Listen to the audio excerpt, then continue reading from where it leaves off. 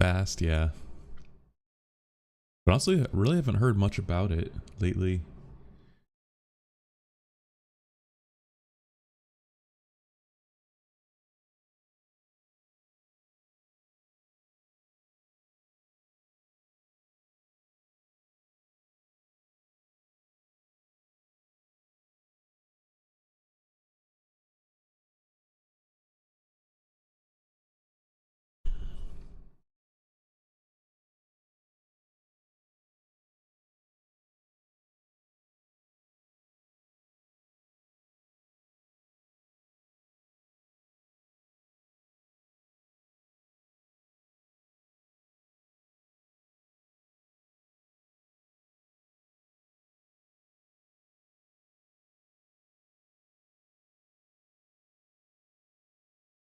OpenAI's Shipmas. I mean, it's kind of been Shipmas so far compared to Google. Shipmas, yeah. They're calling like 12 days of something. uh, yo yo. Yeah, actually, there's rumors today. Today might actually be a useful one because, yeah, working on tasks, which will allow users to schedule tasks like send me AI news from testing catalog at 9 a.m. Automations will be handled by a new tool, and they'll also have notifications. So, I mean, this actually kind of seems useful because now that it has access to the internet, you could kind of schedule things. I don't know, like I would definitely use like a breaking news thing. And you could have ChatGPT kind of filter the news, like, hey, maybe only tell me stuff around this stuff. Yeah, that'd be cool. Yo, welcome back. YouTube viewers. Yeah, but this one actually seems kind of useful, so we'll see. Yeah, start creating tasks. Ask ChatGPT to do things in the future. Summarize AI news. Yeah, see, like stuff like this is actually useful. And this is, I use Obsidian and in their web clipper, they actually have like when you clip it, you could actually send it to an like a LLM and AI API, and you could have it like summarize things or do stuff. And so having it kind of send you it like this is interesting. Although again, it kind of goes back to the problem that we talked about yesterday a bit with the search, where it's like they really want you to stay within this chat interface, and this chat interface just isn't the best UI for some stuff. But we'll see if this is even what they're releasing today. Maybe a different day. Also, another cool oh yeah, this is actually interesting. I want to share. Google Gemini is actually seen a lot higher increase in API usage. OpenRouter kind of is like a proxy for AI APIs, so it's kind of interesting that Gemini's seen way higher usage than like Mistral, OpenAI's 4.0, even Llama, Claude. Prediction next 3 days. GPT 4, we get a 4.5 update, so we get this 4.0, it's gonna be like 4.5. I think at least that, and I think we're gonna have another like iPhone update or something. I don't know. Maybe they actually already stacked all those. I don't know. I don't know. Definitely GPT 4.5, but I'm not sure. Used the Whisker AI a lot yesterday. It was really fun. Yeah, cool. Good to see. So this is in this cool video. We've been covering Waymo a bit.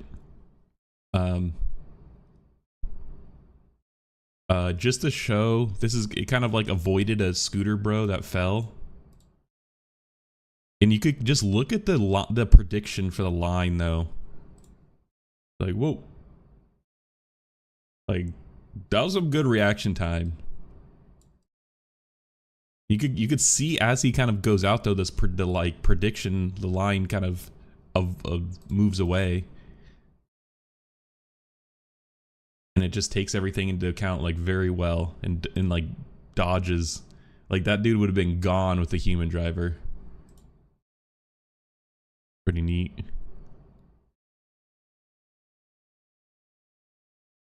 Like, ooh. And I do wonder if there's a car like here, if it, what it would actually do. An ID in chat, now that it actually is partly possible to, it would be cool for Python stuff. Or just a terminal. Yeah, I mean, the canvas is kind of like an IDE in that now that they can actually run code, like actually execute Python code, I feel like it's the canvas is kind of like acting as that. But yeah, this is a cool call out there, or just a cool video just showing how it actually reacted to it.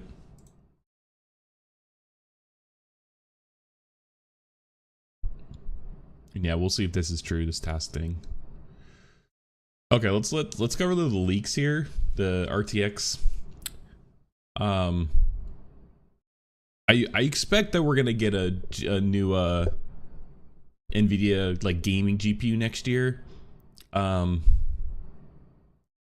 know, they've been super focused on their, I mean, their AI GPUs for good reason. Like, it makes way more money than the, like, I honestly, it's so weird that they're even making a gaming GPU because it just makes them way less money. But I feel like they still need to take a hold of the market, like control the market a bit as like a big, you know, corporation. Like yeah, I'm pretty sure the their Blackwells or their H200, H100s, like they make way more money per like chip. But yeah, so anyways, let's see what they got here. And I'm sure that they're gonna be some like AI features that are kind of more just marketing garbage, because like I don't know how many people are really like gonna use like a gaming GPU for AI stuff. I don't know. Because you think I should wait for the 5070 release or buy 4070 Super? I'm not sure what the features and stuff. I mean, I think the 5000 series graphics cards are just gonna be insanely expensive. Especially with, I mean, you have to consider like Nvidia contracts TSMC to make their chips. TSMC's capacity is like, you know, overbooked by a lot, and Nvidia's competing with themselves to make these, and so I think they're just going to do a very like limited run in a way, because why would they not just keep making their other, you know, commercial GPU that would net them, you know, 10x what this the consumer gaming one does. So I just think it'll just be really expensive. But, you know, if you wait till the 5070 to come out, then the 4070 will probably go down in price. So yeah, I don't know. Let's read here that we'll consider. So Nvidia's new RTX 50 series graphics cards are looking more of a lock for CES 2025, which I'm going to do big CES coverage than ever, with Zotac and Acer now having leaked as many as 5 new GPUs. 5, like, yeah, ones which may also have a new AI trick up their sleeve that we've never seen before. Yeah, but I honestly feel like this is more gimmicky than anything. Like, I don't know. More just a marketing, but Inno3D, an Nvidia graphics card partner, says it plans to highlight a wide slate of Nvidia AI features in the Las Vegas show, including neural rendering capabilities. Like, this just seems like buzzwords that are allegedly revolutionizing how graphics are processed and displayed. Hardware Luck spotted the news. Revolutionize how graphics are processed and displayed. I mean, this kind of seems like RTX or ray tracing. But maybe this is more so. It's not 100% clear from the company's vague teaser if that's a new RTX 50 series hardware feature, but it appears alongside other features that are typically attributed to the cards, like improved RT cores. Ray tracing, I'm assuming. Oh, geez, so blurry. With growing importance of AI in gaming, is it? And content creation. Okay, content creation more so. Inno3D will highlight new AI accelerated capabilities, giving you the power to innovate with AI. Actually, that's a good point. Nvidia has been more positioning themselves as like a content creation, like using the GPU for more content creation platforms. Like they actually even in a Nvidia, their Nvidia app, there's certain drivers, like I've been using a studio driver because I been streaming and I use like hardware encoding with Nvidia graphics cards. So this is cool. Like they definitely been positioning themselves more so as like a content creation platform kind of thing, next to gaming, alongside gaming, which I actually should update. Like this is, I think this is old. So it's interesting to see them call that out. And with things like their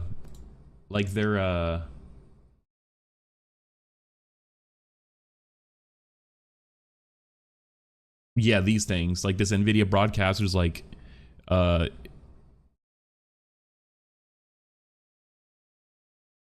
yeah, Nvidia broadcast, but this is this has multiple things in it, and I guess it uses AI. It could take out like noise canceling. It could add like backgrounds. So I guess they're kind of like definitely framing more towards like, or marketing at least more towards content creators. Got advanced DLSS. Okay, enhanced ray tracing, more realistic lighting, AI accelerated graphics, improved performance and AI assisted tasks, better integration of AI in gaming and content creation workflows, neural rendering capabilities, revolutionizing how graphics are processed, AI enhanced power efficiency, more power efficient. So I mean, this is actually the power efficiency. The 4000 series just use insane amounts of power, like to the point where I'm pretty sure they have to throttle the performance just because of power and heating. Which I do wonder how they're gonna manage heat on these next ones, especially if they're much more powerful. Because I feel like that was most of why the graphics card, the 4090 or whatever, 4080 were so big, was because of the like cooling manifold.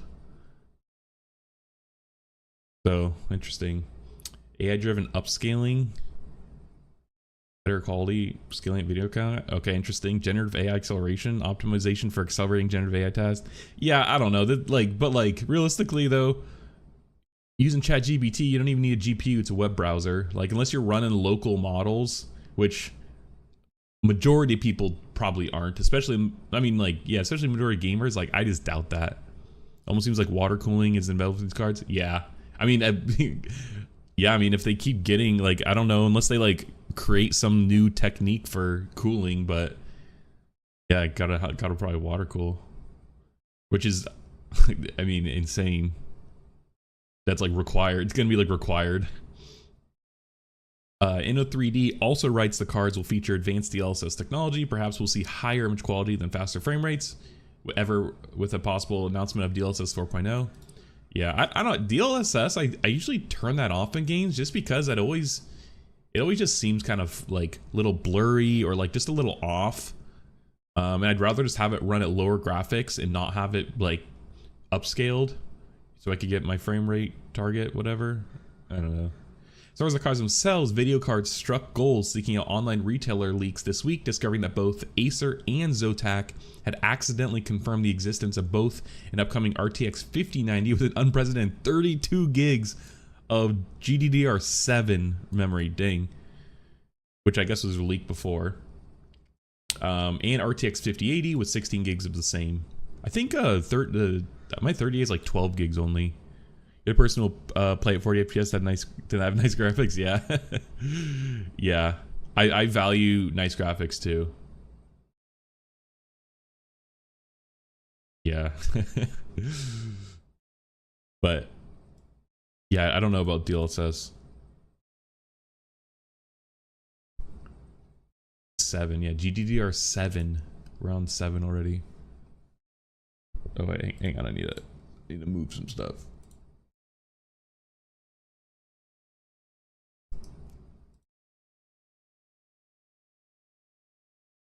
Okay, we're good.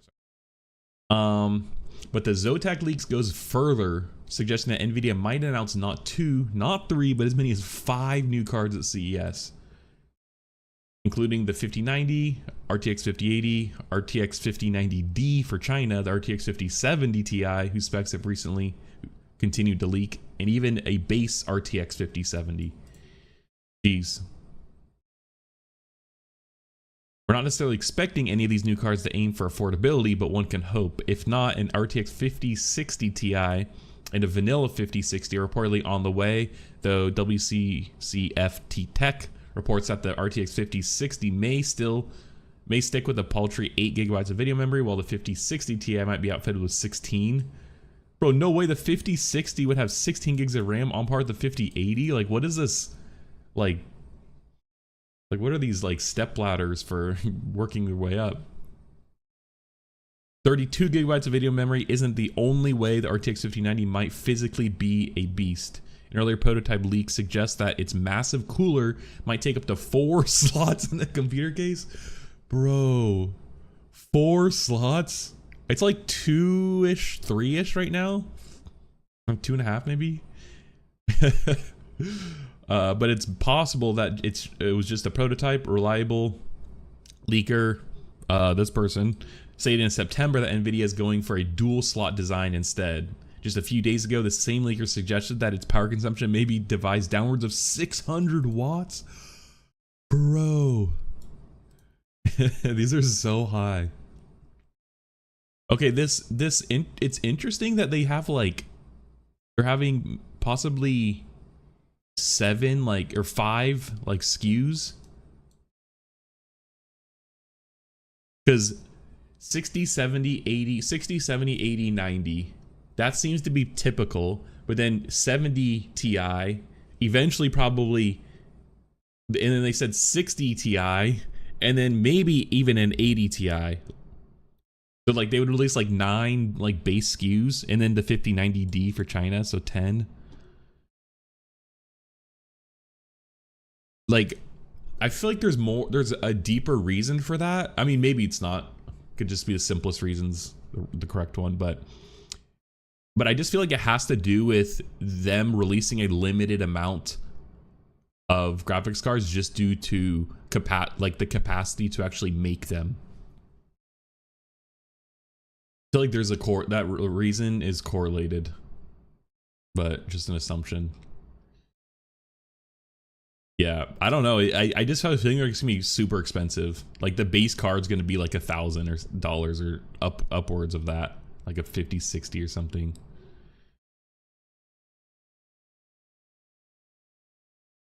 And I wonder how like AMD will counter. And also Intel's Battle Mage GPU, their new kind of affordable like budget GPUs, like those have been doing great. Like they're sold out in most retail stores. Intel reported that. So that makes me think that these like 5060, like maybe it'll be a bit more competitive, and AMD might release something to kind of counter. Yeah, it's interesting. Similar, I had a similar story. I have too many tabs open. Here we go. Not this one. Microsoft is Nvidia's biggest AI chip buyer of the year, and it's not even close. I know it's PC Gamer, but this is the only free news outlet that reported on this. But PC Gamer is pretty trustworthy. Yeah, it's like, yeah, I get it. We already know that Nvidia sold a motherload of chips and is laughing its way to the bank. But it hits a little differently to see the actual numbers. As part of my Financial Times, the tech consultancy Omdia estimates that Nvidia, I'm just like, have Nvidia ingrained in my brain right now. Nvidia's biggest purchaser of Hopper chips in 2024 was Microsoft, who bought 485,000 of them. And these are the GPUs. These are like the, you know, like H200 GPUs. They're like cost like $10,000 a pop, at least. And Microsoft bought 500,000 of them. This is being over twice as many as any other company. Meta, for example, bought 224,000 of them. Amazon bought 196,000, and Google bought just 169. But it's like yeah, exactly. It's so much. Surprisingly though, two of Nvidia's biggest customers were Chinese ones, these being ByteDance, which owns TikTok, and Tencent, yeah, which is the large video game conglomerate. According to Omdia, these each ordered about 230,000 Hopper chips. These won't have been the most powerful ones Nvidia has at its disposal, though, given the U.S.-China export restrictions. Yeah, I mean, still though, these are probably like H100s or something. In other words, despite export controls, Chinese companies received more Nvidia chips than companies such as Meta, Amazon, and Google this year. Apart from all the Chinese biz, there are two other things that strike me about these numbers. First, very simply, holy moly, does Nvidia churn out a lot of AI chips. Honestly, though, still not as many as I would think.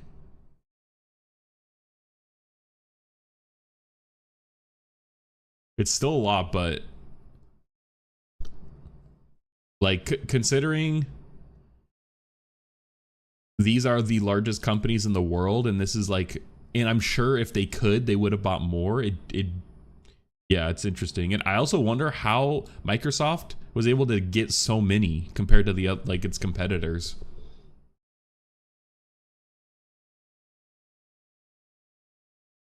Nvidia's part in kind goes without saying. Nvidia's part kind of goes without saying. Okay. The company's firmly cemented as the king of ever-expanding AI infrastructure castles. So much so, in fact, that the company CEO Jensen Huang has the chutzpah to claim that just like we generate electricity, we're going to now generate AI in AI factories. As far as Microsoft's concerned, while I'm a little surprised to find the company's more than doubling the purchase of any other, it also makes sense, especially given the partnership with OpenAI. Yeah, that's a good like call out, but I don't know if that would, because OpenAI is trying to get them themselves. OpenAI is trying to build their own data centers. Most of Microsoft's investment in OpenAI has been Azure compute credits, and Azure being Microsoft's cloud service like AWS or Google Cloud. Because OpenAI doesn't have their data centers like built out yet, and they needed money before that. So that's kind of Microsoft getting 49%, whatever. Most of that was in Azure compute credits, which is crazy.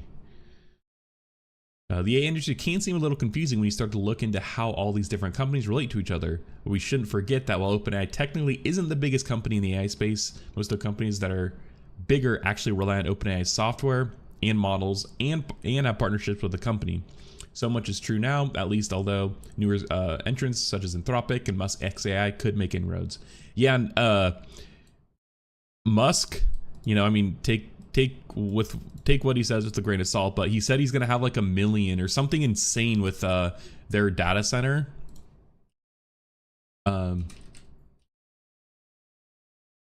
He says he's got like 1,000. I said it right here. Yeah, 100,000, which that's like rookie numbers, honestly. When you compare to Microsoft, they just got 500,000.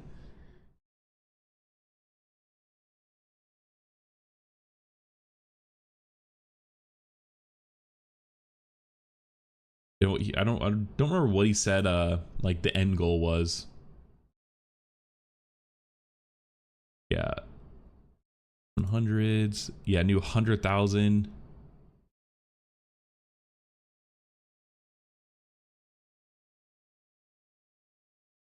Anyways, yeah, so interesting.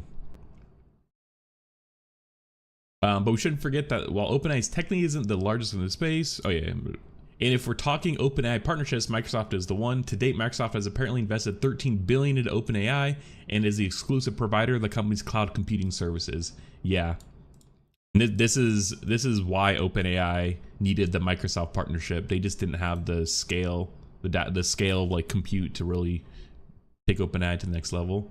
Partnership grants Microsoft all kinds of benefits, such as OpenAI model integration with Bing, Microsoft 365, Copilot, and so on. Not to mention the ability to rent OpenAI Cloud Azure servers out to customers for private or bespoke AI services. Yeah. Oh, and there's a simple matter of monetary return on investment, but it's surely crude to speak of such things, profit motives in such a society. I think not. Yeah. Yeah. People want AI, and OpenAI is the biggest software level solution. So Microsoft heavily invests in its partnership with OpenAI, and Nvidia sells Microsoft a sweet stack of silicon to get the job done. What is it? Just kidding. The real winner is Nvidia, of course, and Asman, as Baron Harkonnen of Frank Herbert's Dune tells us, he who controls the spice controls the universe, and Hopper is the spiciest spice in town right now. Funny. Yeah, I mean shovels, the pickaxes and shovels. Funny. Also, this is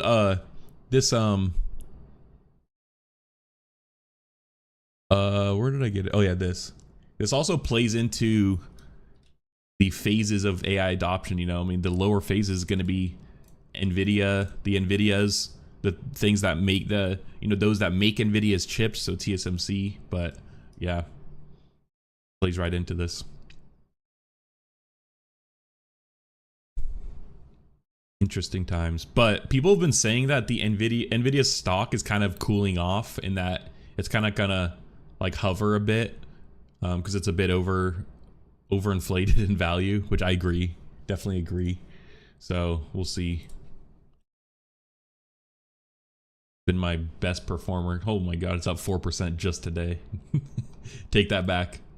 But down, yeah, it's down over the past month. It's actually down, but yeah. Oh my, even the past year, it's been doing good. Been doing good. And the segues are great, man. You could just relate these all to each other so easily. Yeah, I mean, we've talked about this quite a bit on stream. This is definitely a trend, but it's kind of becoming a bit more real now. And it sucks, you know, like, think about the consumer, you know, think about just the everyday consumer. You know, these corporations using so much more electricity sucks for the consumer, because it's supply and demand based. If electricity demand is way higher, then unfortunately, if, you know, so assuming that's electricity providers for profit, which a lot of them are, it's going to be passed on to the consumer. And there's certain ways that power companies negotiate, like with corporations, where they kind of make them pay kind of upfront for some cost over a period of time, which kind of subsidizes their use, so the cost doesn't actually get passed on to the consumer fully.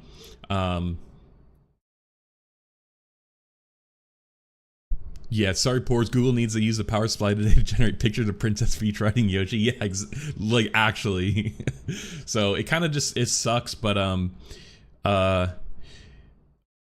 you know, realistically, I think that they should kind of be, if you want to build a data center, then you kind of got to figure out the power. You know, maybe the utility will provide you a hookup and, you know, other, you know, base things, but like, you got to contribute more, or at least give money that would contribute to building out more power to make up for the, you know, power you're going to use, or like offset the cost, or you're just the power. So yeah, I don't know. It's an interesting time, and it's interesting that this is what it takes for us to upgrade our power grid, is like, you know, big tech getting a hold of a trendy new technology, in corporate America, like, frothing at the mouth of not having to like hire humans to do the job. You could hire a robot for a fraction of the price. So okay, artificial intelligence growing energy demand could trigger blackouts across the US as the country's electricity grid struggles to keep up. The North American Electricity Reliability Corporation, an industry watchdog, said the electricity consumption is expected to rise 15% in the next decade. I feel like this 15% doesn't seem like a lot in the next decade, but considering like where we actually are, I don't know, that actually doesn't seem that high. 15%? Yeah, I don't know. More municipal. I love more municipal electricity. Yeah, I mean, I think that's the way to go. Actually, unfortunately, PG&E, PG&E. I just saw this news. Yeah. PG&E secures $15 billion loan from U.S. Energy Department to like fix up shit. But it's like, bro, like, yeah, I don't know. This is crazy. Yes, municipal electricity and internet. Yes, municipal internet would be, so that'd be, yeah, that I don't even, that'd be awesome. It'd be so cool. But yeah, I mean, for-profit electricity providers are kind of not cool, man. But it's the biggest ever commitment from the loan program's office for U.S. Energy, intended to fund the California's utility grid and climate resiliency projects. And I guess I know it's a loan, but yeah, I don't know. It just seems kind of like weird. You'll quit your job if they start handing out government loans for municipal internet. Let's go into, dude. That'd be my dream, bro. I've always thought about running an ISP. That'd be so cool.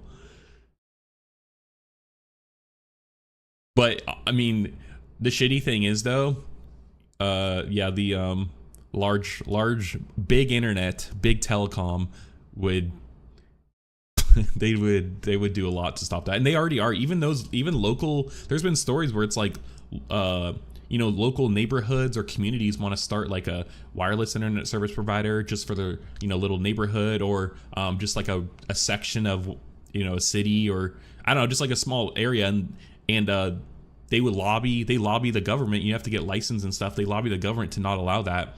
And in California here, there's been a few instances, at least I know of one, where they lobbied to get it canceled. But in other states, it's who don't have as good of protection in California, it's even worse. But yeah. But yeah, this power, and it's interesting also because we're not like renewables, we're having more than just the power generation too. It's the power storage, which we've talked about too. And the power storage, I feel like, is more of a issue it's going to become more of an issue as we get more renewables that aren't as consistent. And we've also seen the trend of the nuclear, like nuclear reactors, or small modular reactors, or nuclear like energy being brought back. But that's like the timeline is pretty far. Like we're talking like 2030 plus, and that's like 6 years. That's pretty far out still. And also, we actually I was gonna cover this, but I just don't know enough about it. I just don't know enough about this to like talk about it, but I guess fuck it. What's a source that I like that's not CNN?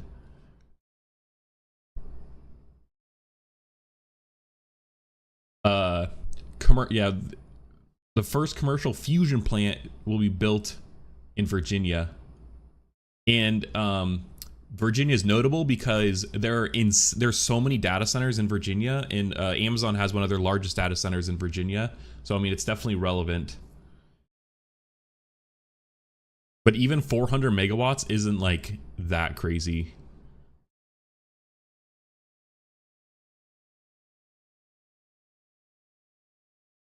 But it's the first, so it's a start. Commonwealth Fusion Systems, based in Massachusetts, that is investing billions of dollars to build a unique facility, which, if the technology can be proved, and that's the crazy part, bro, it's still like almost like theoretical. That's why it's like, yeah. But that's also why I don't know enough about this to like. Let's just look at their website. We'll explore. We'll learn together. CFS.energy, world's largest and leading commercial fusion energy company.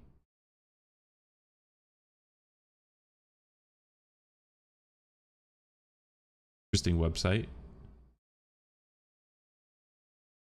Let's look at careers. I always like to look at careers, see what they're hiring.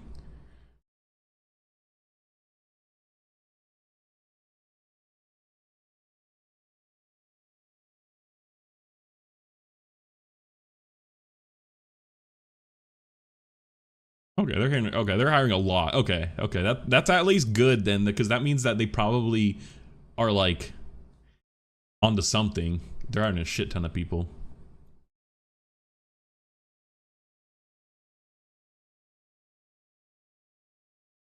Decades of government-sponsored research in fusion science have established the tokamak based configuration as the highest performing approach to fusion. Yet in the past, tokamaks, I'm saying that wrong, I just don't know, had to be enormous in size to produce net energy from fusion. CFS is using revolutionary high temperature superconducting magnets developed in collaboration with MIT, interesting, to build smaller, lower cost tokamak fusion systems. CFS manufacturing these magnets and building the world's first commercially relevant net energy fusion machine called Spark. Spark will pave the way for the world's first fusion plant called ARC. CFS has assembled a world-class team working to design, build, scale fusion power plants that will deliver cost-competitive, clean fusion energy to combat climate change. All right. Fission's the old tech, fusion's the newer tech. Got it. Okay. I get those confused too. Founded on values that guide our mission stream. Okay, cool. Like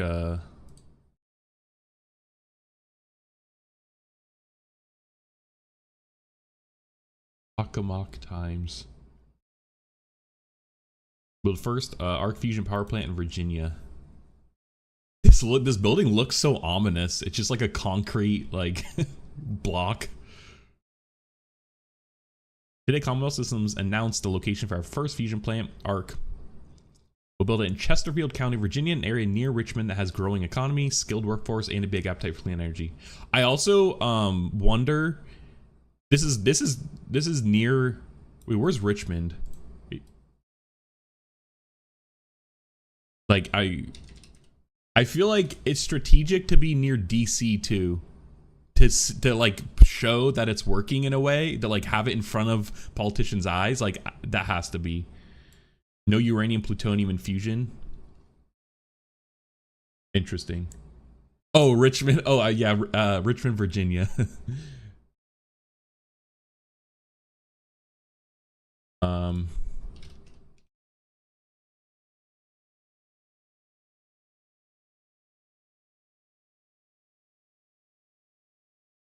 Richmond, Virginia.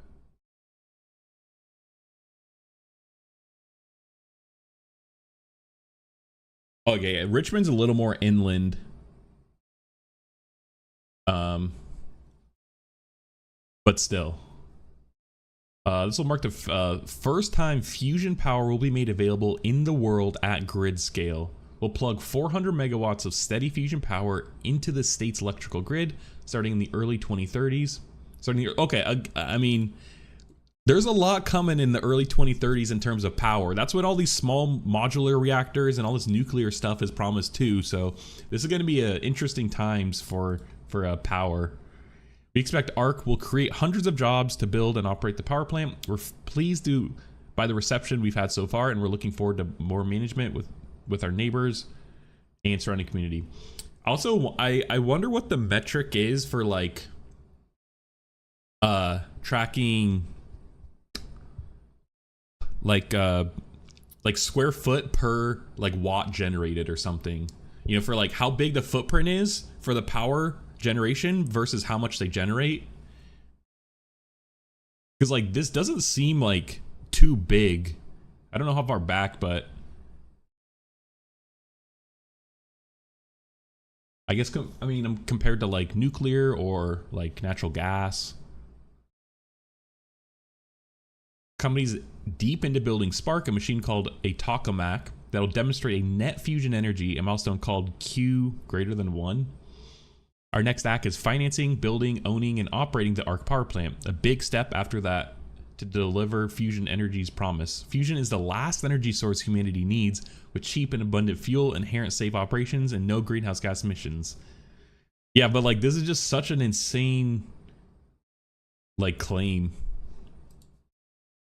I read something where it's like recently where it's like extraordinary claims require extraordinary evidence. You know, it's kind of true.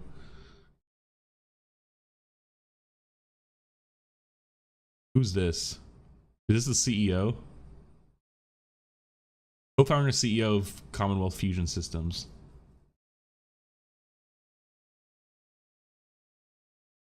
All right. Wow. That's so he worked at, he graduated at MIT, then went straight to founding this thing. Like that's crazy. I don't know. That's, it honestly doesn't really put like much confidence in. I mean, I have good knowledge, but running a business, I feel like it's different. This is the rendering. This looks like Iron Man, you know, like this is like his like fucking like thingy.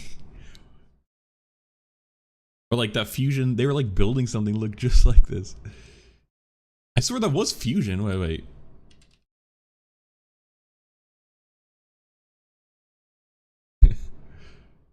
Yeah, the arc reactor. Okay. This is fusion, right?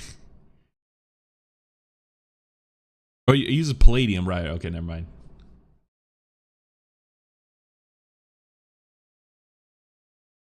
Oh, then he uses like a new element. Okay, never mind. Okay.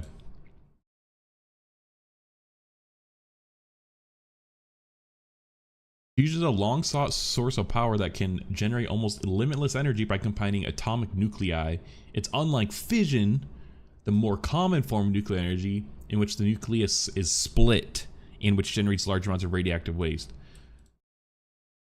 So fission splits it, fusion combines it. But I understand splitting could. How does combining actually like generate power? Efficient fusion energy technology has been elusive, with the systems requiring more energy to achieve atomic fusion than can be reliably generated by the reaction.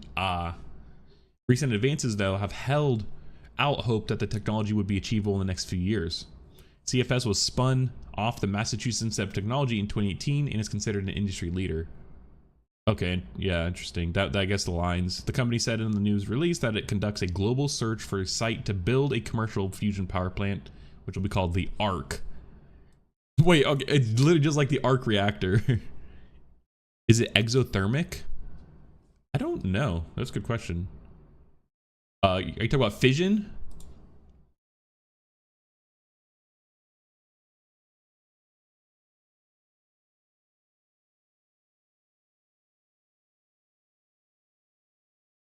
Fusion?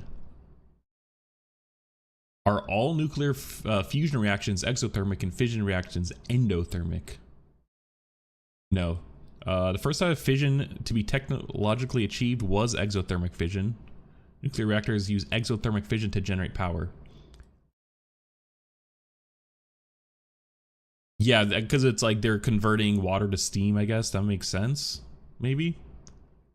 Fission. Wait, fission is fission the new or old one? Fusion. Okay, fission's the old one. Yeah, okay. Examples of endothermic fission exist as well as endothermic fusion. Okay. All elements heavier than iron are thought to have been produced by stepwise endothermic. Okay. And so, yeah, okay. That's interesting, I guess. I don't really know what that means, but...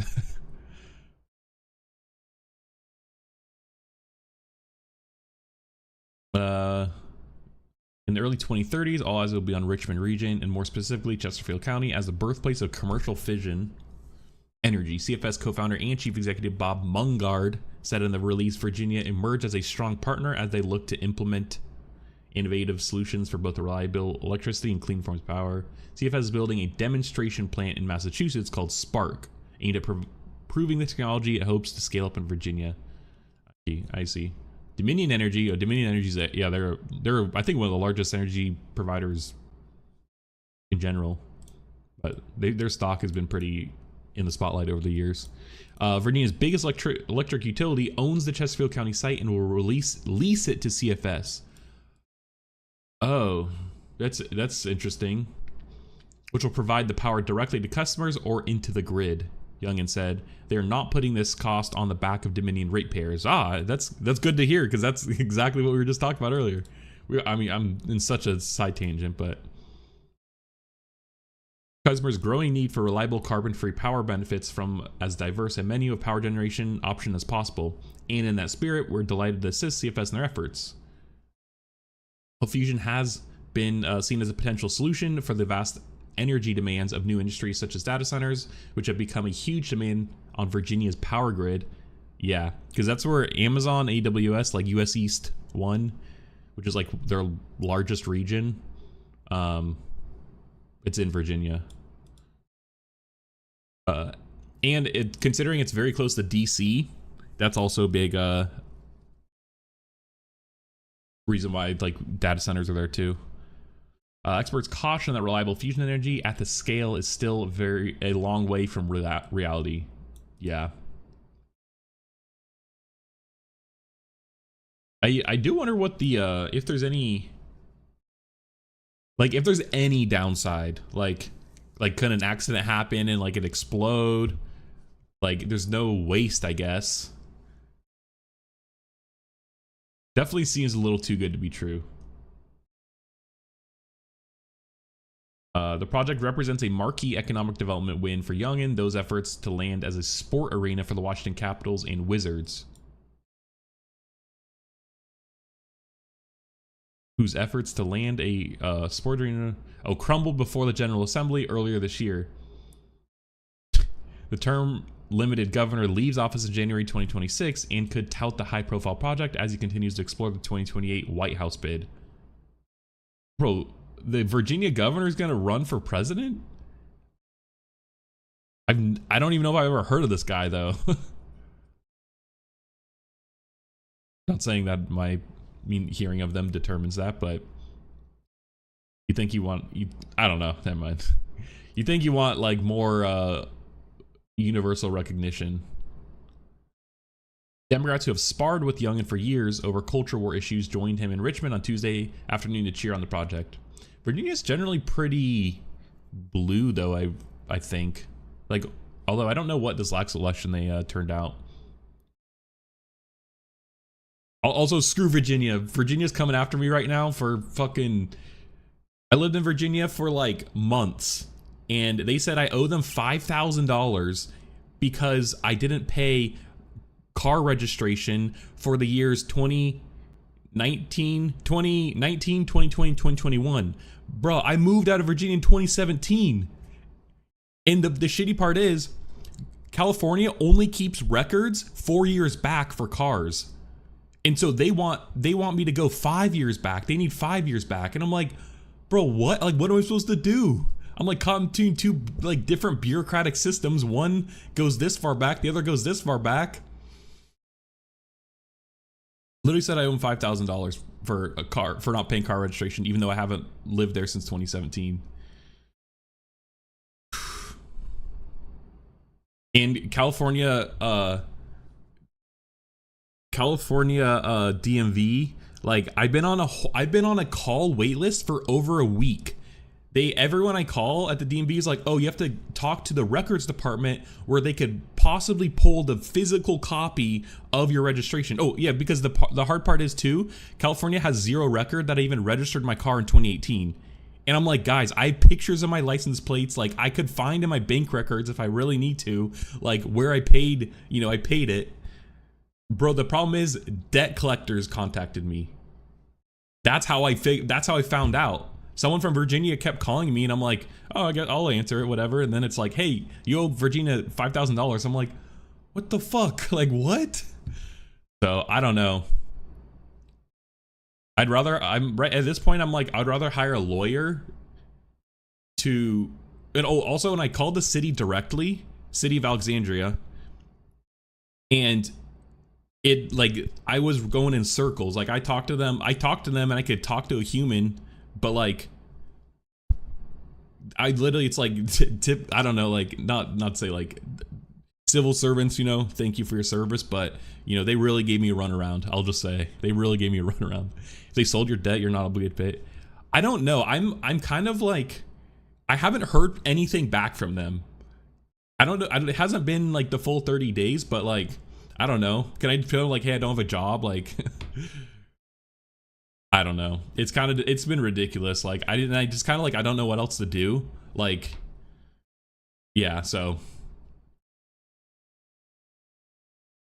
I don't know. Right now, it's kind of ignore it and wait for California, like the DMV records department to call me back. Like, that's kind of where I'm at.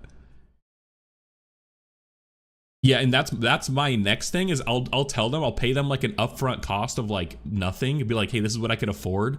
Like, I'll give you this right now, like, you know, as a lump sum, and it's like, take it or leave it. Yeah, so yeah, we'll see. But it's just been like so dumb. It's like so ridiculous. Like, yeah, did that with medical debt a few years back. Yeah, okay, yeah, I'll negotiate. Definitely that. It's I just don't want anyone like knocking on my door or some shit. Like, that's where it's like, I don't know. I just don't trust debt collectors. Use it as they paid like 2 cents per dollar and it showed on my medical records. Well, that's crazy. That's crazy. But hey, you negotiated, you did what, you know. You probably paid a small amount for that, and then upcharge. Yeah, I mean, especially medical's even like, that shit is, yeah, border, you know, it's like we're getting on borderline like scam charging for how expensive it is. But anyways,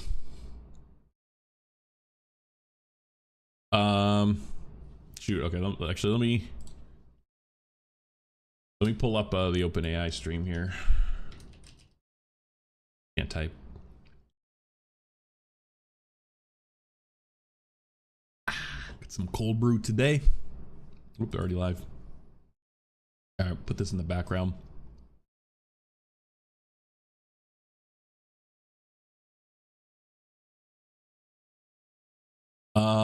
Yeah, so I guess we'll take a look at this real quick because maybe there's not actually much here, but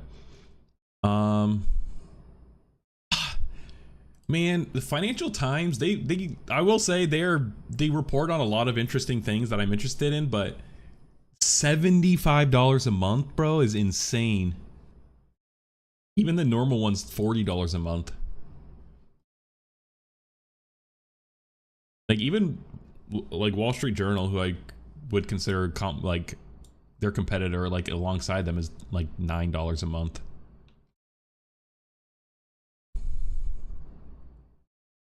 Big tech is scrambling to find different ways to power its data centers, including nuclear power, but NERC warned that surge in demand will almost certainly outpace new supply. Yeah, that's crazy. I wonder if we could find that. I tried to look for this actual report, but I couldn't find it.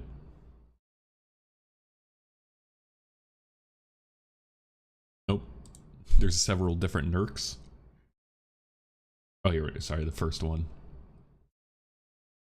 Ah, here it is. Urgent need for over 10-year horizon as electricity demand growth accelerates.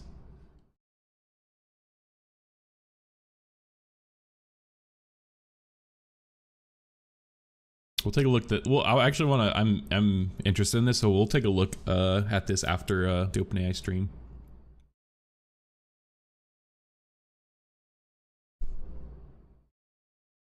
After the OpenAI stream, we'll take a look at this. We'll take a look at Salesforce hiring 2,000 people to sell AI products with Silicon Valley's biggest tech bro, Mark Benioff.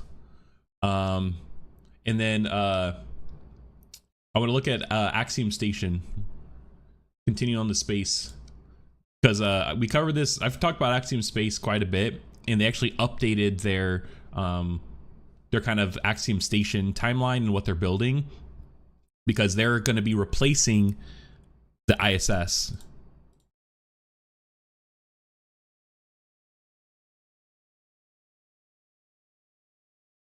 Okay. They're going to be their station's actually replacing the ISS, but they've had financial troubles. Like, they're broke. And so I was like okay, like, well, NASA still thinks they're going to replace the ISS, then like, Where'd their money go? So yeah, we'll take a look at this after. And also, this is funny.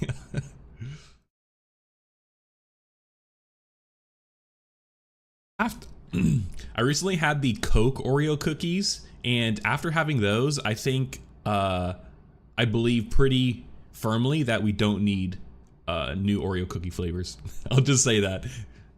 That could be controversial, but I don't know.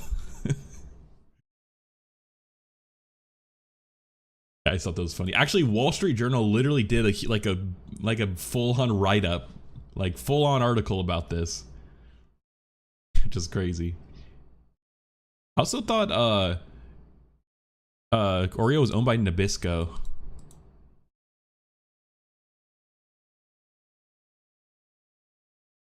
Oh, okay, they're a subsidiary. Oh, Cadbury. Okay. What else? Holy shit, bro. What list of monetized international brands? Yeah, I was like, who else do they own? Oh, okay. They own like all the classic snack. Bro, these things slapped in 4th grade. You chew on that red stick. Always trying to proportionally divide the cheese to the amount of crackers. Bro, this red stick, man. Those still slap, yeah. They got rid of the stick? Ah. I'm sure it's like an insane choking hazard. This packaging is also so strange. Like, this is just such an interesting like snack food. Like, if you don't really think about it. Yeah, they own Ritz, Triscuit, Honey Maid, Halls. What the heck? I don't know. Some of these like British ones. Chips Ahoy. Yeah, Cadbury. Saw Belvita. Oh, interesting. I didn't know they owned that. Wheat Thins. Cheese Whiz. Do they own Cheese Whiz? Easy Cheese. Oh, here. Oh. Bro, the classic. Easy Cheese. These products, like, yeah, this is so crazy. This is just such an interesting, like, Cheese Whiz. What are the like nutritional facts on this? Oh, they own Sour Patch Kids, Swedish Fish, Stride. They actually own a lot of brands. Oh wait, we're live. Day 10. I'm Kevin Whale, and I lead product for OpenAI. The mission of OpenAI is to make artificial general intelligence beneficial to all of humanity. And part of that is making it as accessible as possible to as many people as we can. So even though we have people on pro mode, our pro users doing super sophisticated things on our most advanced models, we also make it possible to come to ChatGPT for free and sign up and use the product without even having an account. So we launched ChatGPT originally on the web about 2 years ago. We brought it to iOS and Android about 6 months later, and more recently have launched apps on Mac and Windows. Today we're taking the next step and bringing ChatGPT to your telephone. So before we get into that, though, I want you to like dial a number. We've been up here 10 days in a row, bringing you live streams every day, and we haven't asked you anything. So now I'm asking you for one thing, which is I want you to add ChatGPT to your contacts. What? So go to your phone. Oh, can you text them? Go to your contacts app. The name is ChatGPT, and the number is 1-800-ChatGPT. 1-800-ChatGPT. I'm doing it. What's the number? That's 1-800-242-8478. I didn't hear him. What's the number? It's 1-800-242. I'm calling it. 8478. 1-800-242-84. Just so you know, our conversation may be reviewed for safety. By continuing this call, you agree to OpenAI's terms and privacy policy. So, how can I help you today? I'm an engineer. I don't know. You tell me. This is a new feature. I'm just checking it out. I'm here to chat about anything you like, whether it's answering questions, providing information, or just having a friendly conversation. What are you curious about today? Can you just give me some latest headlines and news? I can't provide real-time news updates. However, I can share major events or 100, trends up to my last update in October 2023. Or I can help with general knowledge questions. What kind of headlines are you interested in? Well, actually, what model are you using right now? I'm based on OpenAI's GPT-4 model. It's designed to understand and generate What human specifically, what model? Specifically, I'm a derivative of GPT-4, tailored for voice interactions. This setup allows me to have natural conversations with you over the phone. Sweet. Thanks. Can you hang up now? Hello again. It's ChatGPT, an AI assistant. Okay. Our Anyway, let's tune conversation back may in. be reviewed for safety. How can I help This you? is interesting, Hey, Chad, I'll say. I'm on a road trip with Kevin and Antonia, and we're on the 280 highway between San Jose and San Francisco. And there's this really colorful house with domes that we're curious if you can help us figure out what it is. Oh, I think I know what you're talking about. Those sound like the famous Flintstone house in Hillsboro near San Francisco. It's known for its unique, colorful, dome-shaped architecture, and sometimes called the Flintstone house because it looks like it's straight out of the cartoon. Cool sight to see on a road trip. Yeah, it was very cool. That's got to be it. Yeah, it's cool, but are people allowed to build houses like that anymore? Yeah, it's pretty wild, right? Generally, as long as the structure meets local building codes and zoning laws, Yeah, and it's a little doesn't gimmicky, violate any definitely, yeah. homeowners association rules, people have a lot of creative freedom in how they design their homes. Can't say I was Flintstone expecting house this. is a good example of some out there architecture that's still within the rules. It definitely stands out. Gives you some thoughts about your own place. Don't it? Yeah, exactly. So thanks, chat. We'll take that in consideration, and maybe we'll be building a Flintstone house soon. Awesome. So that's ChatGPT on an iPhone from the car. But what if you don't have an iPhone? I recently went home and I found this old phone. You could Is that text like a it. foldable iPod? It is a state-of-the-art flip phone from some years ago. Do you think I can call ChatGPT with this? I have no idea. I see what they're getting at, though. Let's It's try it. like you don't need like any modern technology now. You could just have his phone. You could access, ChatGPT. Other regions can WhatsApp message this number. Some language help. So you could probably text it too. I'm gonna try and text it. Can you text 1-800 numbers? Our conversation may be reviewed for safety. How can I help you? Hey, Chat. I met my friend's grandmother's house, but her grandmother only speaks Spanish. Can you teach me how to say, hello, it's such a pleasure to finally meet Old people you, be in using- Spanish? Yeah, this is old people using generative AI. Hola. I tried texting it, but it didn't work. Give it a try. Hola, es un placer finalmente conocerte. How's that? Perfecto. That sounds great. You're all set to impress your friend's grandmother. Gracias. 1-800-242-84. All right, that was cool. I haven't seen one of those in a while. But you know what? I'm going to take your flip phone and I'm going to raise you a rotary phone. I don't think I've ever used one of these before, actually. But do you think I can call ChatGPT on this? Let's give it a go. All right. I mean, this works like, half the time in practice, so let's see if we can do it. What's the number again? That number is 1-800-242-8478. Okay, let's see. All right. It's interesting that the One. knowledge cutoff is 2023 though, because newer models have knowledge cutoff of like this year, and so they're probably. It seems like they're using an older model for this too. 4, It's like toll free. 7. It's like the old like info commercials.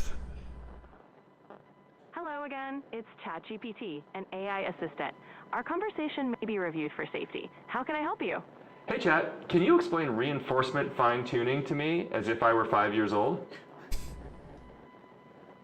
Sure. Imagine you have a robot friend, and you want to teach it to clean up your room. You give it a treat every time it does a good job. That's reinforcement fine-tuning. The robot learns to do better by getting rewards. Awesome. Just like- All right. Thanks so much, Chat. So I guess you can even call ChatGPT on a rotary phone.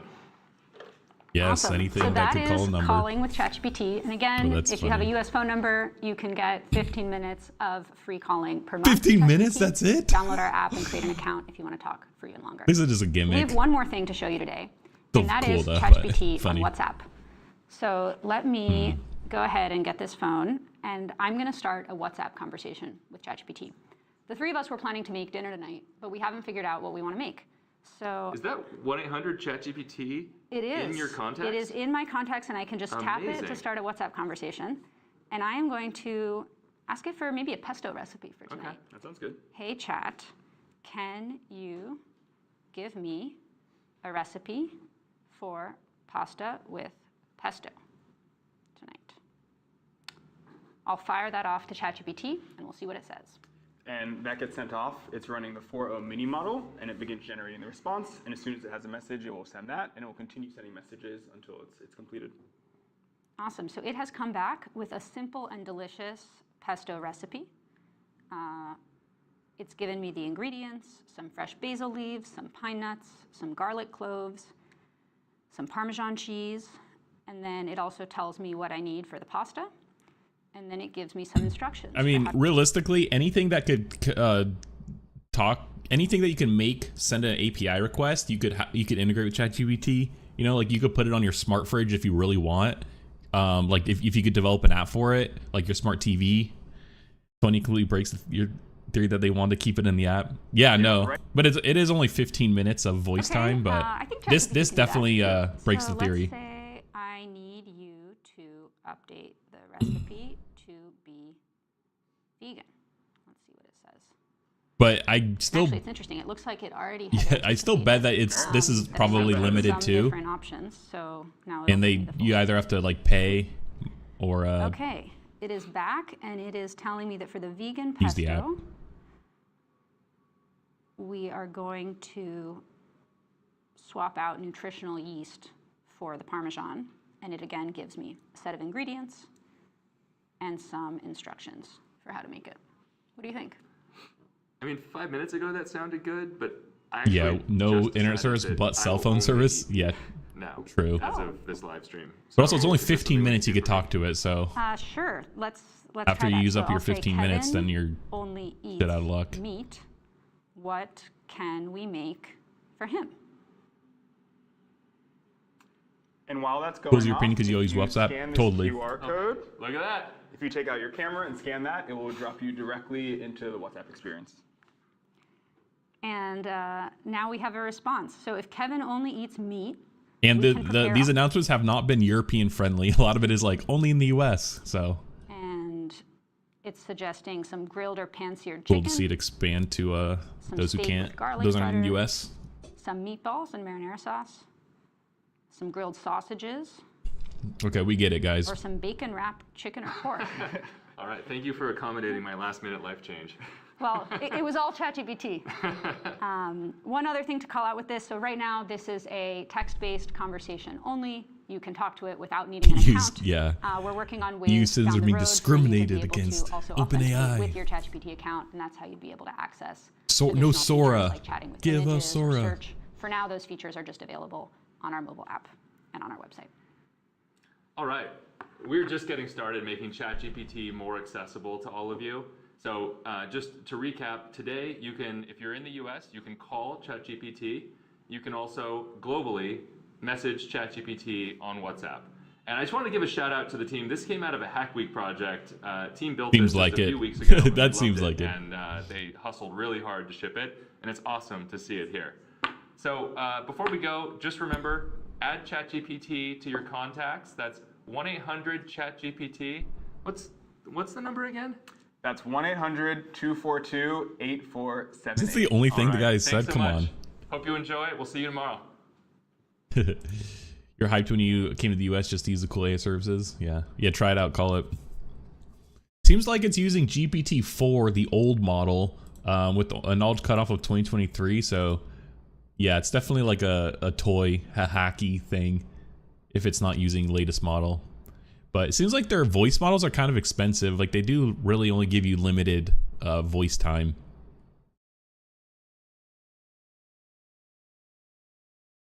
But that's cool. That's cool.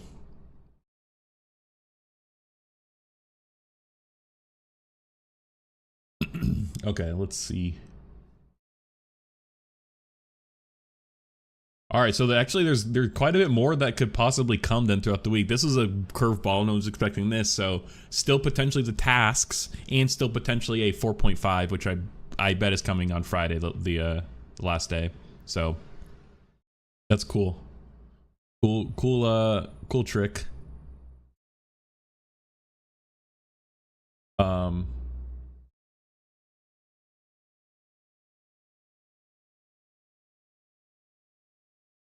Also, I just saw this. I know it's along the lines of what we were talking about. Fast, scalable, clean, and cheap enough. How off-grid solar microgrids can power the AI race. This is a huge write-up, but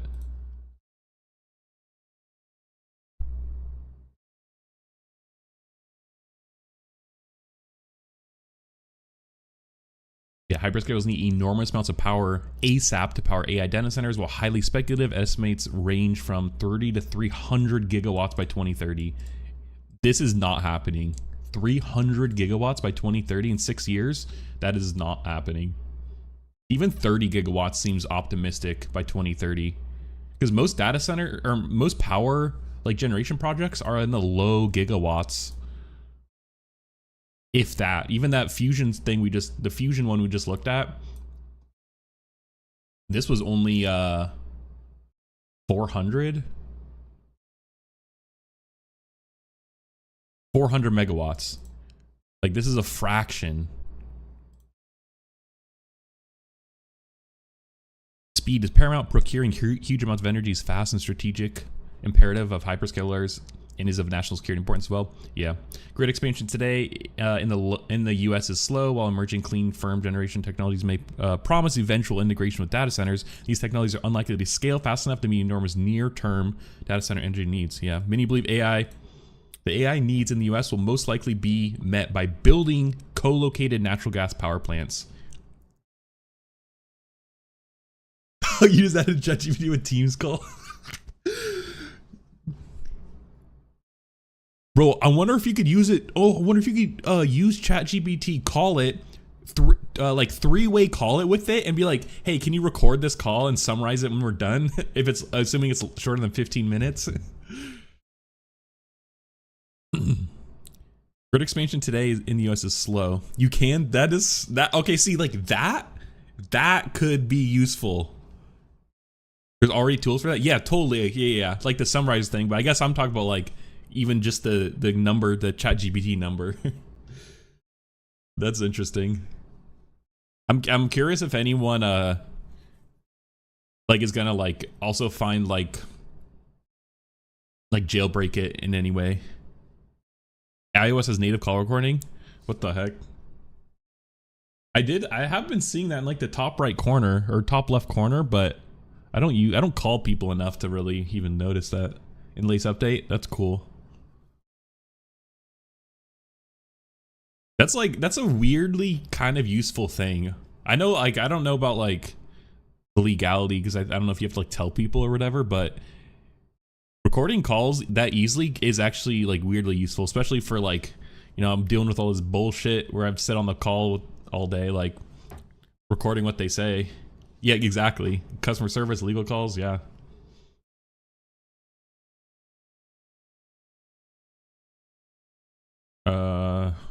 Yeah, well, climate is not the top priority of hyperscalers today. Building more natural gas would further increase emissions, with the US just trying to reduce. It would be preferable if we could find ways to build more energy without emitting more, without sacrificing speed or meaningfully increasing cost. Okay. This is maybe a bit backwards, but what if we put aside the climate goals to build out AI data centers faster, with the hope that AI could help us solve the climate crisis? That's like some hopium. That's some like Silicon Valley tech bro logic. It'd be too big of a bet.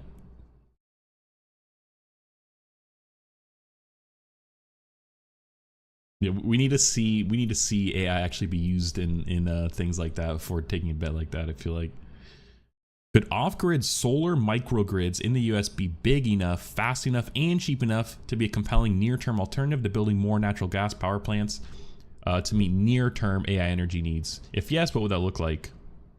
Trickle-down environmentalism. That's so good. Trickle-down environmentalism. That's so good. Scale microgrid. So this is a company. Okay, wait, who's actually behind these companies? Okay, Scale Microgrid, so that's the company. Stripe. Interesting, Stripe payment processor. Paces. Who is Paces? What is Paces?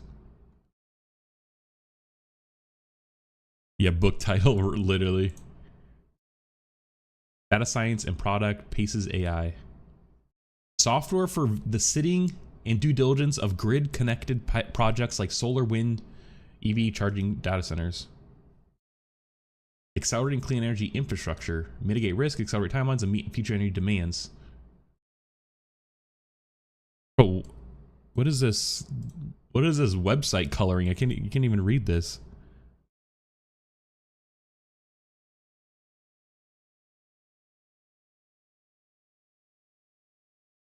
By delivering real-time insights that help de-risk.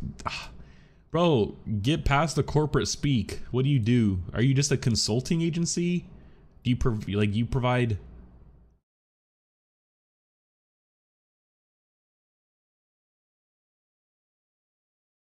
From origination to due diligence, we streamline your workflow, reduce workload, and provide essential data to de-risk projects.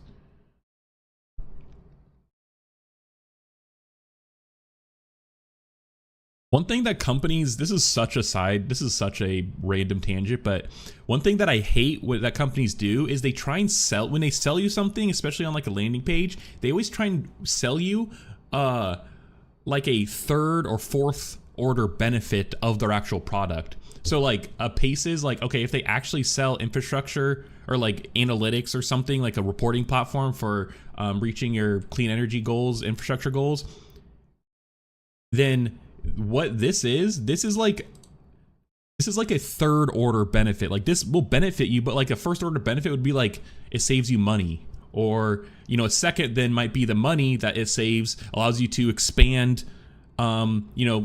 expand into other industries, and then finally this third order one, like after that, this allows you to do things like I'm explaining this kind of poorly, but because this is an obscure answer, but yeah, I don't know, like corporate marketing is like, it's so hard to cut through the bullshit. Like, just tell me what you do, tell me what problem you solve, more straightforward. So it seems like it's like software. You have your own unique origination strategy, deserve more one fits all. Yeah, okay. Anyways, let's okay, so this is Scale Microgrid. Simplifying distributed energy systems.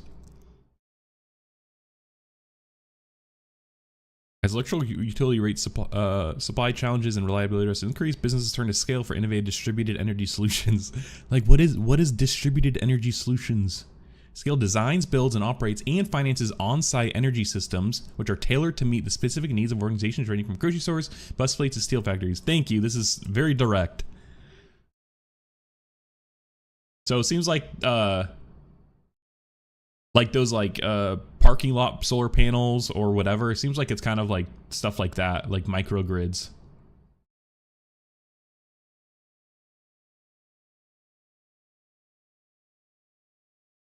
Average year of, okay, that's 340,000. 400 megawatts is 150,000. So they have like a gigawatt.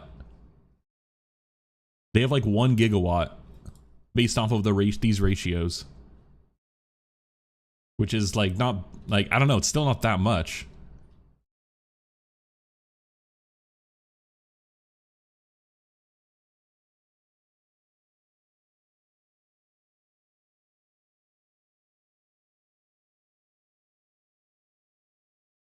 Yeah, okay. And I guess like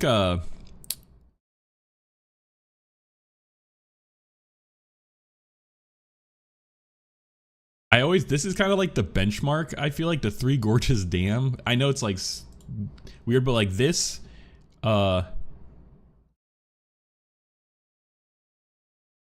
This generates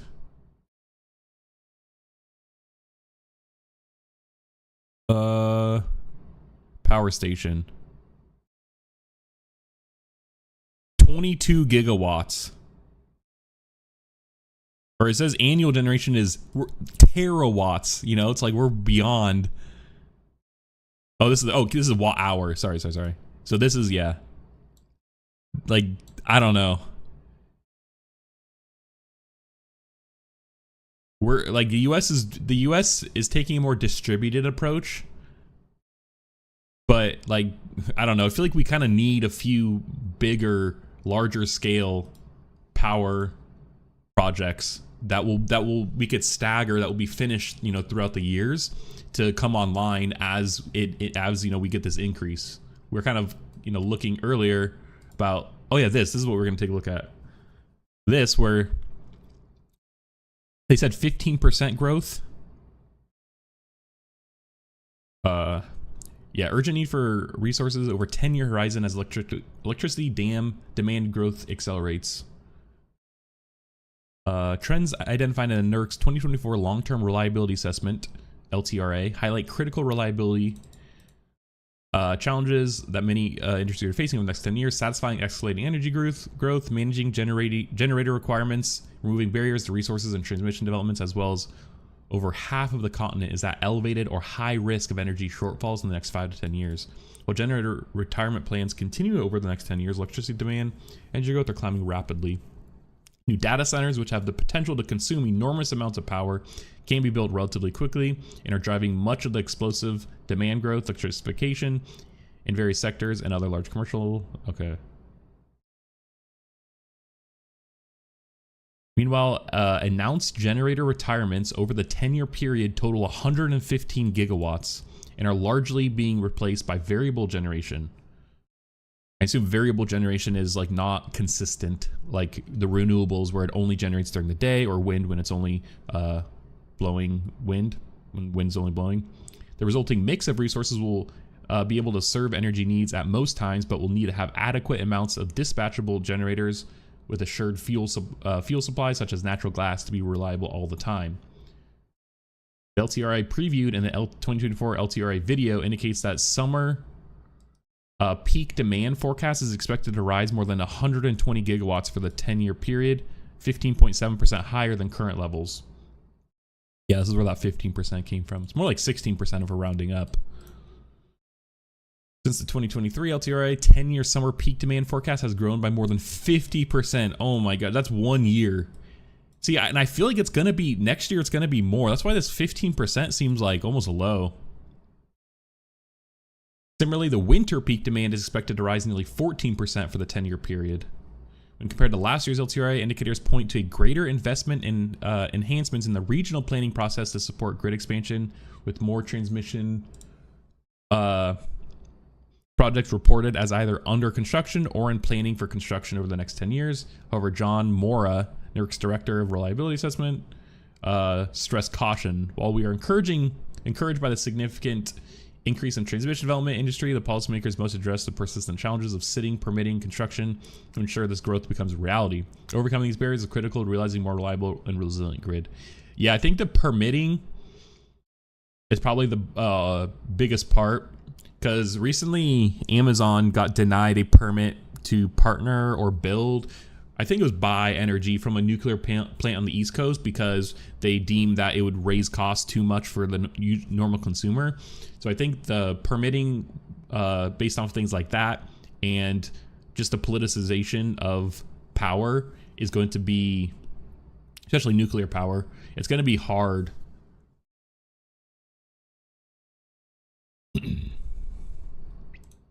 NERC's International Transfer Capability Study found that an additional 35 gigawatts of transfer capability across the United States would strengthen energy adequacy under extreme conditions. Yeah, I mean, this, yeah, I think having a little extra doesn't hurt. Increasing transfer capability between neighboring transmission systems has potential to alleviate energy shortfalls that become one of the solutions that entities put in place to address resource adequacy issues identified by the LTRA.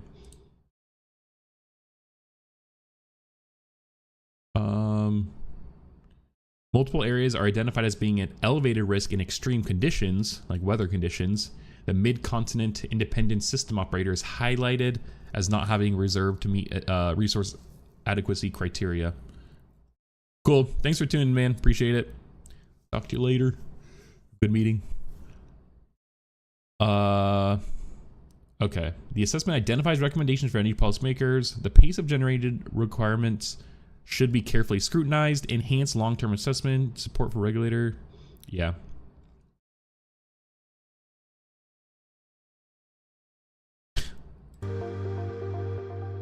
So like 2024 such like a generic corporate video. highlights that most of the North American grid is facing mounting resource adequacy challenges over the next 10 years. This latest assessment Interesting that this this central area that they're saying is a higher risk.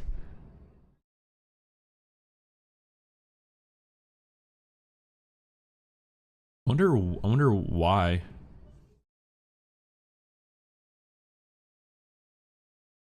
identifies potential electricity supply shortfalls under normal and extreme conditions. Surging load growth, driven by the electrification of the economy, data centers, and industrial load, continues to surpass growth in dispatchable resources. Meanwhile, thermal generators are retiring at a steady pace. These trends indicate the need for significant resource growth and arguably nuclear generation. We have a lot of nuclear power plants going offline. growth and transmission development over the next 10 years. Although that could be reversed still. And it has in some instances. A need for some area resource plans to be reevaluated to avoid future load loss and unserved energy. They left California lit still. That was funny. Okay, yeah, anyways, yeah, this energy stuff is interesting. I feel like it's a interesting side effect out for like the AI boom and everyone wanting to build data centers. And I feel like we're kind of a little too late, you know, like we're gonna have, like they're kind of saying, I don't know, we've kind of read demand is gonna outpace supply. So I wonder how we're gonna make that up in the short term. We might take a look at this, or this like a different video, because it's pretty long, or different. Maybe we'll take a look at it tomorrow. But anyways, okay, let's take a look at Salesforce, and then we'll move on to some space updates. We'll shelve AI. I need to go to the bathroom though. Oh, yeah, this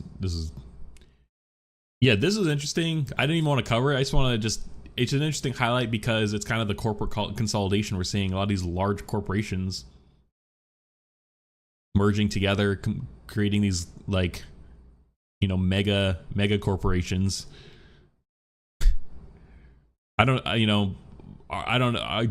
Saying monopoly is, you know, maybe too much, but yeah, we're seeing corporate consolidation is real. Okay, let me use the restroom and then we'll cover this.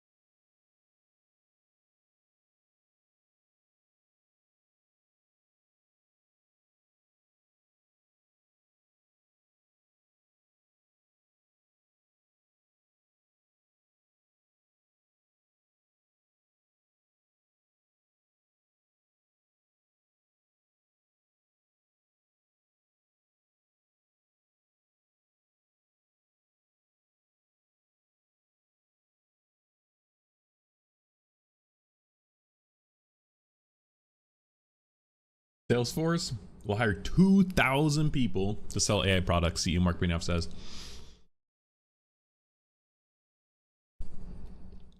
Salesforce is an interesting player in the kind of AI space right now because Salesforce is exclusively like business to business.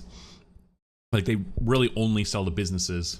I mean, they own like Slack, which is, you know, not necessarily business, but and they own some other products, but it's business to business. And the fact that they're hiring 2,000 people, and I think they like, yeah, I mean, Salesforce has 72,000 employees. Like they're huge. Salesforce Tower in San Francisco is like one of the largest, you know, skyscrapers in San Francisco. It's Salesforce Tower. That's their, you know, that's their office. But I worked with a lot with Salesforce and like at my old job. Problem with Salesforce is it's so bloated. Like there's so many different products and features. Even the UI, like using it as a user, like I had to reach out to their help so many times, and I've called them whatever, because to do simple things is so hard. You have to go down so many different menus. It's like, you know, hidden, not on purpose, but like, you know, it's just so hard to find that I have to reach out to the support, be like, hey, like I can't even find where to delete this, and their documentation just kind of whatever. And it also didn't help. Like I was using like their product Data Cloud. Or Data Cloud, which is like their data warehousing. And our company's pretty early user. And you couldn't even do things manually.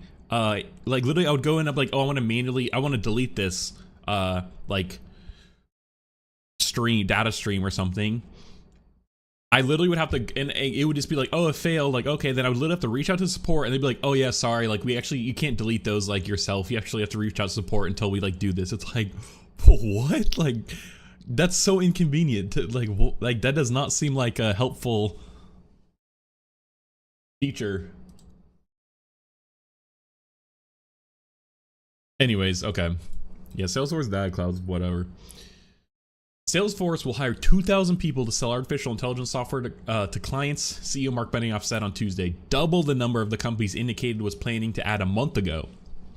The cloud service company, which targets sales reps, marketers, and customer service agents, is among the many technology companies hoping to boost revenue with generative AI features. We are adding another couple of thousand salespeople to help sell these products, Benioff said at the company event in San Francisco. We already had 9,000 referrals for the 2,000 positions that we've opened up. It's amazing. That's crazy. Last month, Benioff told Bloomberg that it planned to hire 1,000 salespeople to focus on AI. On Tuesday, Salesforce said the second generation of its Agentforce technology, creating and operating AI agents, will become available to customers in February of 2025. Agentforce will be able to tackle sophisticated questions in Salesforce's Slack communications app based on all available data. Salesforce is pretty well positioned, even like to transition more to AI, like to be an AI service company, because they have products. They have a lot of customer. You know, as a business, you have a lot of your data in Salesforce. You know, how they started off was a CRM, and so they have all your customer data in there, no matter the market you're in, and that is usually loaded with a bunch of metadata and other like interesting bits that AI would be perfect to synthesize. They have Data Cloud, which is data warehousing, so you could store outside data like, you know, financial data, things that you wouldn't necessarily store in a CRM. You could store that here. They have marketing, which I feel like Marketing Cloud, or is Data Cloud Marketing Cloud now? No, marketing. Yeah, Data Cloud for marketing. So you could have, you know, you have all your analytics, advertising, email marketing. You have all that data in Salesforce. You could do e-commerce shit. Like they have, you know, you could do everything in here. So they're very well positioned to be, you know, to move into AI. And they've had AI stuff for a while. they've changed names about 50 times, but again, that's Salesforce for you. Where it was like, it used to be called like Einstein AI, then it was like, and then they released one for Tableau, which is their data viz dashboarding software down here, called, yeah, it was called CRM, or no, it was like Tableau, yeah, Tableau Pulse I think is the AI one, but they've changed names a bunch. So they've had AI stuff over the years. It seems like they're really leaning in though on this AI agents and actually using it to do, you know, specific verticals, specific tasks like sales. Well, I guess not sales yet, but customer service. Yeah, here we go. Oh, this is perfect. This is exactly what I was trying to explain. Because yeah, so they have data cloud. So this is where all your copy is, and you know, you can use it for RAG, retrieval augmented generation. And then we have all of their services, which you keep all your data in. Tableau is, you know, used as like a proxy for dashboarding and data visualization to look into your data. You know, marketing, sales, Slack, so your communication, e-commerce. And then I guess these are all the agents they have. And they also have MuleSoft, which is great for like a development platform for connecting APIs, which again, perfect for agents who could use MuleSoft, you know, calls for tooling.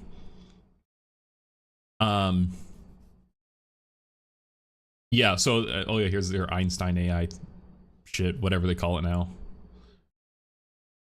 So it's interesting. They were perfectly positioned to go into this, but now though, as a business, actually talking more of like them making money. Even before the AI stuff, it took Salesforce quite a long time for them to actually make back the money when they get a new customer, like actually turn a revenue. I think last time I heard it was around 18 months, but that was before all the AI stuff. So if they sign up a new customer, it takes them 18 months to break even. But the trend was that it keeps expanding because they keep launching and bloating all of the shit that they make, that it takes so long for new customers to actually generate revenue for Salesforce. But their stock has been doing very good. It's actually been performed very well in recent years. I don't know like this year, but let's look.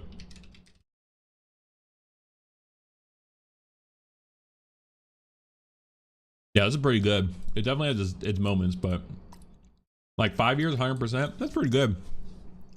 20% average, like a little over 20% a year, definitely beats you know, broad market like S&P 500.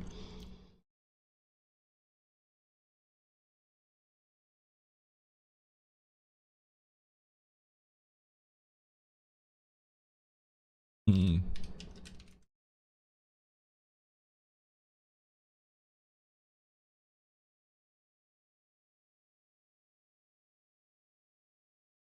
Five-year 89%. Yeah, so it beat the SP 500 by like 30%. That's pretty good.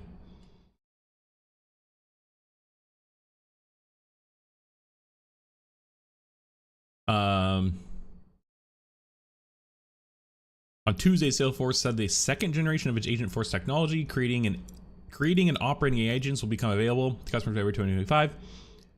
Agentforce will title, yeah, okay, we actually talked about that. Salesforce is ramping up its AI sales team almost 2 years after announcing it was laying off more than 7,000 employees to better reflect economic conditions. Yeah, I mean, this is the, I mean, most companies after COVID, they were very optimistic. They might have been aware that they had, you know, outsized growth, you know, or like growth that maybe didn't, because everyone was at home, people using the computers, electronics more, on internet more, and so a lot of these internet companies and other industries like healthcare saw crazy growth during COVID.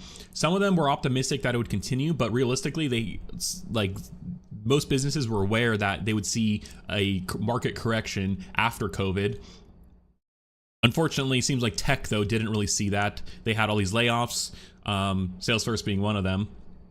And now with the AI boom, it kind of ticked back up, and now they're, you know, kind of I don't know, shooting themselves in the foot a bit, or they did before, because now they kind of have to hire back to make up for all of these, the crazy growth with AI, and just the economy in general is despite what some say, the economy is actually doing pretty good right now.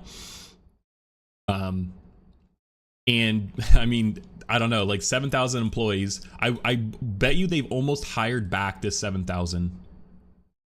Oh, wait, as of January 31, 2024, headcount stood at 72,000, about 1% down from earlier 2 years earlier. Yeah, so I mean, I don't know. It's kind of interesting. I think a lot of companies should have known that COVID was a like an anomaly, and it wouldn't continue past COVID. Like, they had to have like gone down a bit. Benioff said Salesforce's homepage now features an experimental AI agent that can respond to users' queries about companies' products. Salesforce customers I know I'm interrupting. That's what I got laid off because of exactly what I said. My company overestimated the actual demand. They were still somehow aware that they would have a market correction, but it didn't really, I don't know, they still hired like crazy and expected their growth to continue at least a little bit. It didn't. It went down to almost pre-COVID levels, even a little bit below pre-COVID levels, like the business-wise, and they just had to keep doing layoffs. So it's, I don't know. Even though they were still somehow aware that we would have a market correction, which is crazy, but I'm honestly thankful I got laid off, so I'll leave it at that. Salesforce customers in need of assistance can visit a chat-based help page that conducts 32,000 conversations a week. 5,000 are getting escalated to humans as a result of current AI capabilities, down from 10,000 before. I am so sorry to those trying to figure out and navigate through Salesforce's clunky UI, that you are you're talking to an AI that I doubt is giving that helpful of information. In my experience, like I was saying before, I had to talk to a human, like Teams call. Like, I had to Teams call, share screen, talk to a human so many times because of their products, like shitty rollouts, bugs, whatever. So the fact that 5,000, like half, this many people are getting escalated to humans is crazy.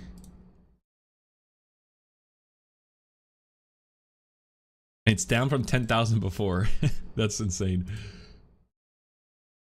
Okay, actually, I'm going to ask it a question that I want to delete a data stream in data cloud, but it keeps saying that I can't.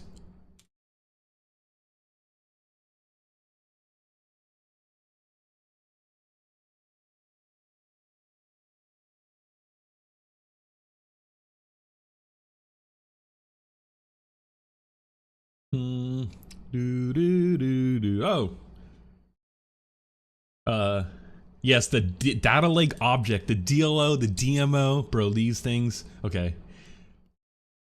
Go to the data stream tab, select checkbox. If you choose to delete the underlying data lake object, yes. Okay, so this is actually good, because this is, to delete the stream, you usually need to delete the underlying data lake object, and you might even need to delete the data, it's like DMO, data model object or something. If you choose to delete the underlying data lake object, select delete. The associated data lake objects option is supported only for data streams that use S3, Google Cloud, Microsoft Azure Storage, or SFTP connections. Click delete.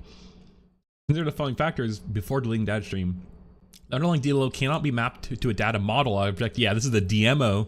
The DLO cannot be used in a data transform. Data kit stream cannot associate with the data kit. Some connectors. Please ensure that the underlying DLO is free of all dependencies before the deletion. I tried to delete the DLO and DMO, but that didn't work either. It's also weird that like anyone could just talk to this thing, and even if I don't even like have an account or anything. Okay, well, while it's thinking, it looks like you need to log in first. Oh, there it goes. Microsoft has been selling a series of Copilot branded AI tools, but if you check Microsoft's website to see how it's automating customer support, Benioff said you can't find it. Yeah, and right now, Salesforce and Microsoft are actually like competitors, because Microsoft has their CRM platform. I think it's called SharePoint, or no,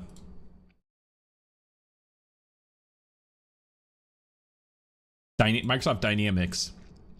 And you could also build kind of like internal apps, which what Salesforce can do. Microsoft has, the Copilot Studio, which allows you to create agents, and they've actually gone beyond what Salesforce can do, because they have like design agents and shit, and so they're directly competing. And so it looks like Benioff is kind of saying, like, calling them out. The websites for Copilot and Microsoft Azure's cloud agents, cloud do have agents though. It's so interesting, Benioff said. That given Microsoft runs one of the world's largest customer support teams, and we've been customer zero for Copilot from the very start. So like Microsoft's using their own dog fooding, is what they call it, using their own Copilot services. Microsoft's chief marketing officer for AI at work, Jared Spataro, said in a statement, in customer service, Copilot is helping resolve cases 11.5% faster. Our sales teams are seeing real impact too, driving 9.4% higher revenue per seller and freeing up time to focus on strategic value-driven work. Interesting. Yeah, Salesforce is an interesting position right now. I think, unfortunately, a large part of Salesforce's business, though, is getting them people to be reliant and lock in their services. It's, like the ecosystem is so wide that you kind of get sucked in and you start using their ecosystems, especially after you develop custom like applications, workflows. You definitely get you rely on Salesforce a lot, even though the money you are spending could probably pay several developers competitive salary to custom build things behind the scenes for you.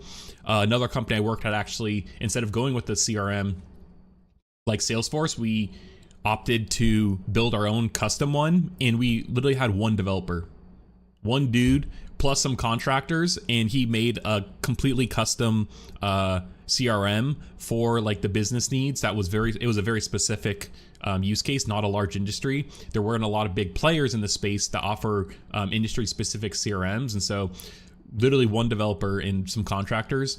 And I could tell you for a fact that for my other company, it was way less than what they were paying for Salesforce yearly. Like I'm literally like with the, you could hire several developers full time with like good benefits and competitive pay for the cost of what most companies are paying for Salesforce. And I know Salesforce does do a lot, but especially if you're looking for a more long-term outlook or very custom, extremely custom, then Salesforce just gets really hard to do, and you kind of get sucked into the ecosystem, and it's hard to move off of it if you want to do something custom.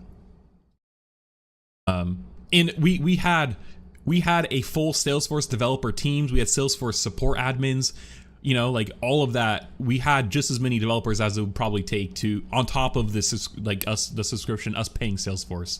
So I don't know. It's crazy. But I think though, part of the lock-in too is when you get dependent on them, you probably outgrow what their tools are, but because you're so dependent on them, you have to work around you're outgrowing them, and instead you start customizing it to the point where it's becoming very inefficient, or it's just a sunk cost fallacy. You're just like so deep into, integrated into, your business systems and workflows throughout the company that it's so hard to move off of it, even though you might have outgrown what they have. And so, yeah. Then this isn't just Salesforce. This is a big, there's other companies like NetSuite, which is like a ERP, like financial, system, enterprise financial system. A lot of times you outgrow things like this, but because it's so intertwined in systems and procedures in the company, that it's so hard to move off of them, even though you might have outgrown them. And you're just customizing them so much that you might as well just build a custom, platform outside of the software that you're already paying on top of. So yeah, I don't know. So anyways, the fact that Benioff's hiring 2,000 people to just sell AI products is insane. Insane. I'm bear back.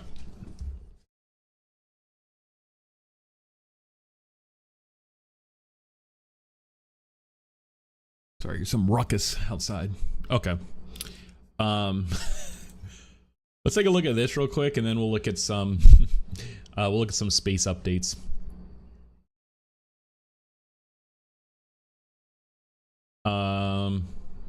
Yeah, so you may not know Mondelez International by name, but you know what they make: Oreos and Chips Ahoy cookies, along with several other snack food favorites. The number of variations for each style cookie has skyrocketed in recent years, bringing a cavalcade of cookie flavors that would have melted minds of primitive Oreo eaters from the decades ago.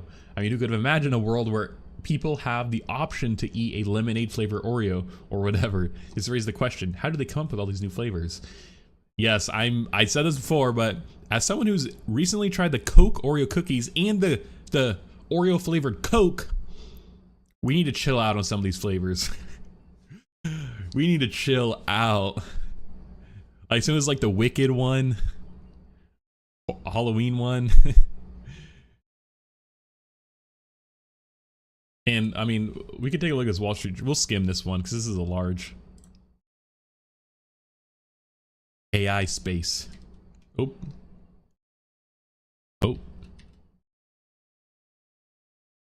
Food companies like Mondelez are racing to try out AI in every area of their business, from supply chains to marketing to recipe development, said Marianne Nessel. Bro, his last name is like Nestle, essentially. What are the chances? Professor Emerita of Nutrition, Food Studies, Public Health, New York University. These companies are under pressure. Capturing the American public attention is no small feat in a jam-packed foodscape that churns out more than double the amount of recommended calories for each person in the country. New types of products and brand offshoots are the way to do that, Nestle said.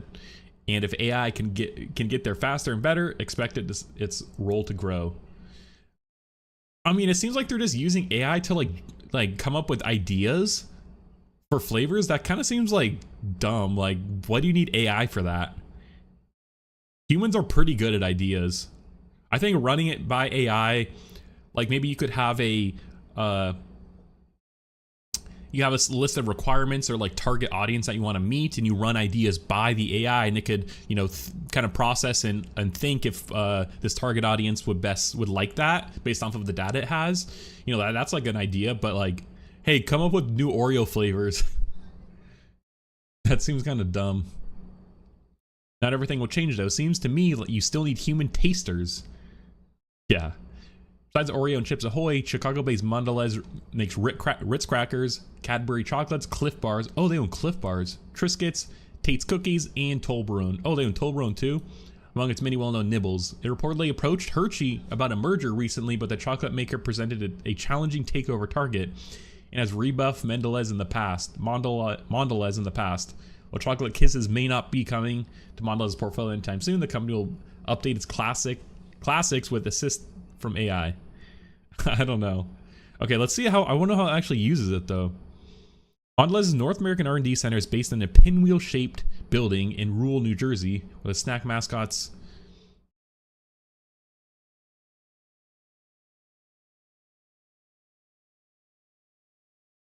I want to see it's on maps.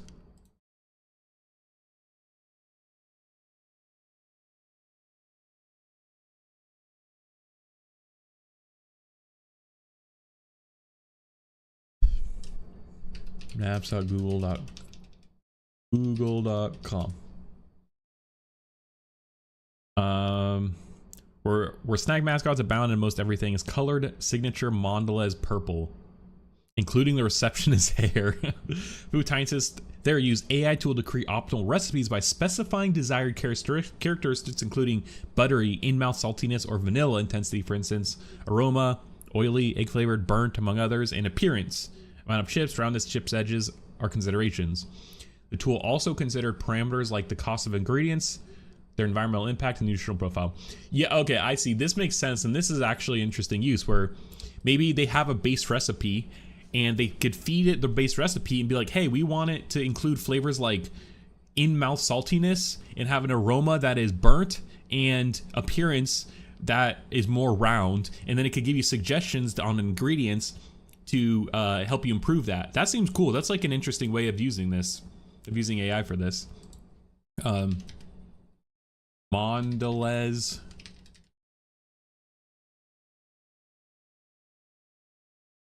Mondelez R&D.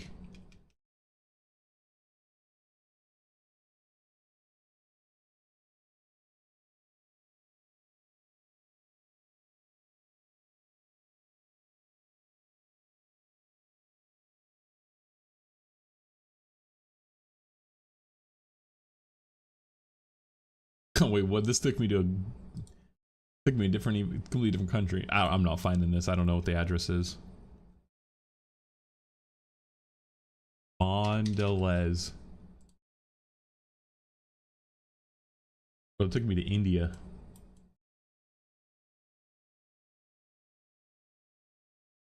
New Jersey.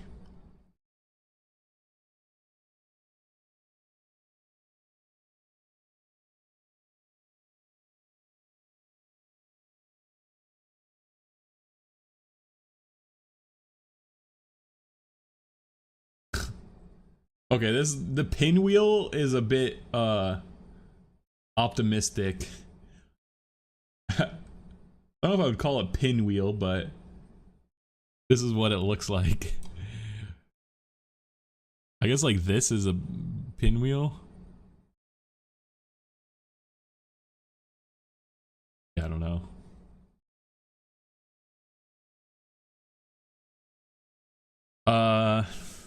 Employees are extremely tight-lipped on Mondelez's proprietary recipe, but the AI tool does work with that information. It then suggests a handful of new recipes that meet the requirements of a process that previously was more or less trial and error. To be sure, the AI's suggestions are taste tested, but new products are getting to pilot or production trials 4 to 5 times faster than the company said. That's interesting. The tool began development in 2019 with software consulting firm 4Kind, later acquired by ThoughtWorks. It uses machine learning, a more traditional form of AI, rather than generative AI popularized by ChatGPT. Okay, they should have started with that, because yeah, this is like not old AI, but this is the way AI has been used for years. You know, it's like recommendation engines, shit like that, like pretty base. I guess it's like, you know, more, it's not generative, so it's just more like, I don't know, different techniques. I mean, machine learning. Machine learning is like you kind of teach the machine what it is, and then you test the data, and then it takes that, you know, based off of like algorithms. You tweak it. It's more traditional for like data science and such. So like predictive analytics. ThoughtWorks engineers do most of the coding, but they work closely with Mondelez's data scientists. Yeah, I mean that makes sense, to ensure the tool is trained on plenty of snack-specific information. Now Mondelez's use of the tool has reached critical masses for biscuits, baked snacks in North America, and for powdered beverages globally. It's seen it used in over 70 different products. Interesting. like this is interesting. Yeah, so I don't know. I thought this was funny. Funny, but also like an actual interesting use case.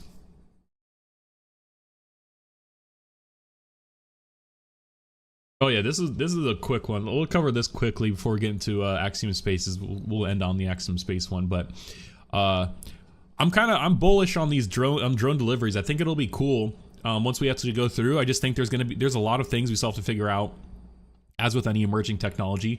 But the fact that they're actually testing it is interesting, because Amazon's also testing it in the same area. I want to say is Austin or Dallas or Houston, but Amazon's testing this too in this area.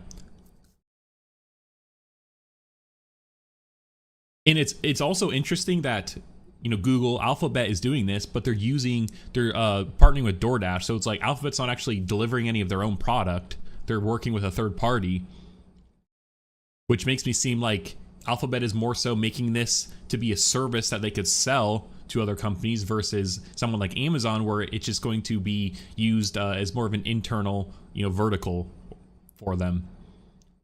A different means to deliver, you know, products for Amazon shopping. Orders from 50 retailers and takeout providers can be flown to locals at launch. And I want to know what the actual process is for like these retailers and companies. Like do they have to go and hook it up to the drone? Do they just put it in this little container and then they and then the drone comes and picks it up? Do they have to hook it up? Yeah, I don't know.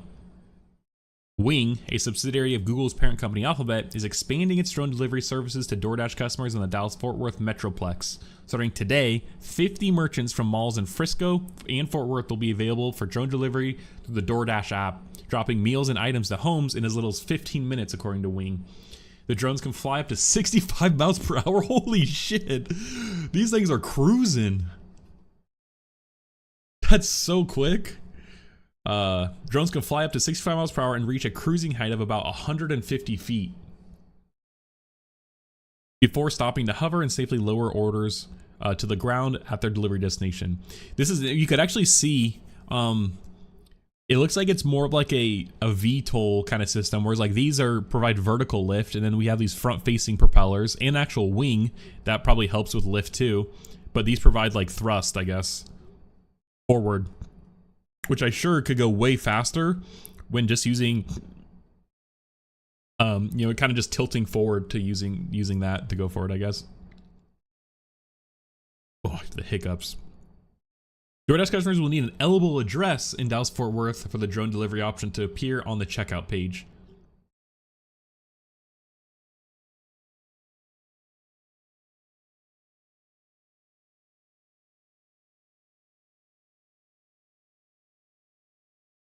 Also, the Federal, wait, was the Federal Reserve live? I was trying to watch this.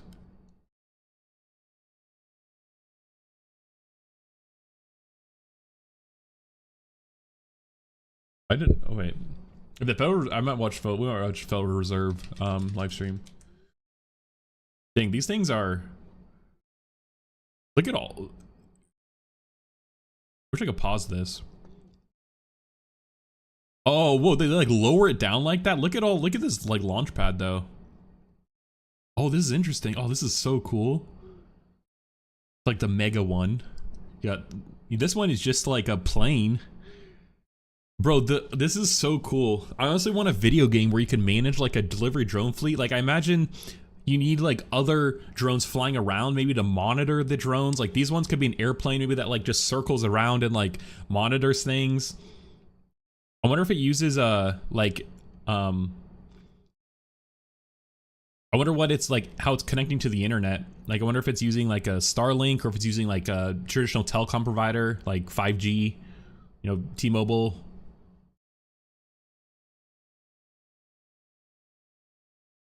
I wonder if humans could take it over, or if humans are mainly flying it.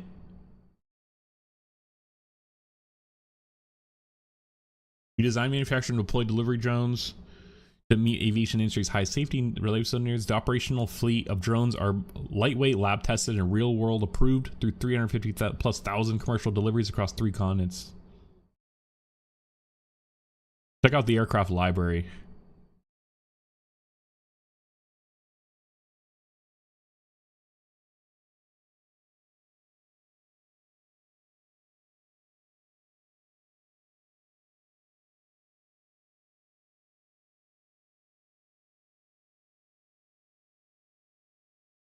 It seems like the Federal Reserve is lowering interest rates, but only a 1/4 point reduction versus like a 1/2 point.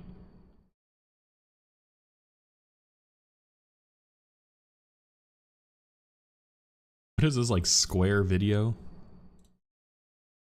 They're professionals here.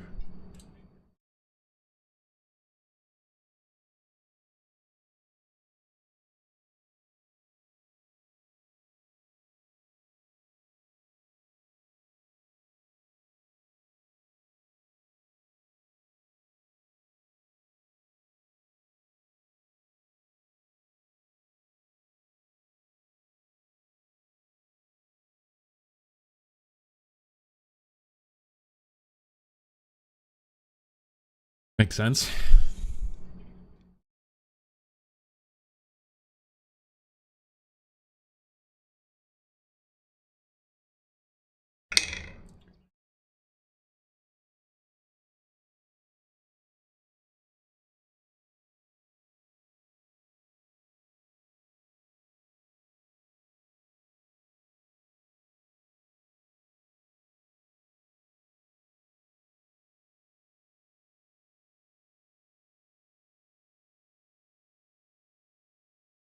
Makes sense. This is like a drone mothership. Like, this stuff is so cool.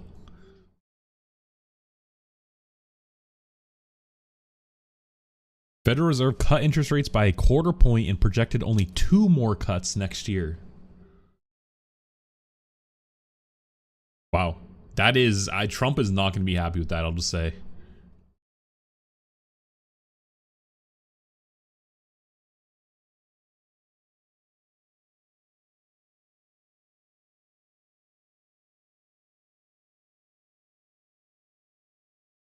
Hmm.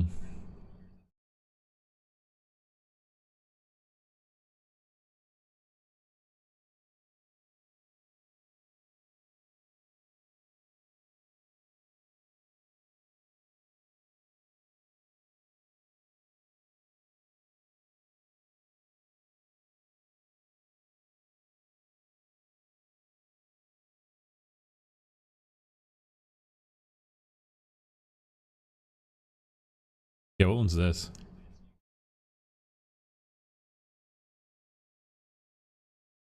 That's cool. I just want to buy one of these just to like fly around myself. Like, just to, it's so cool.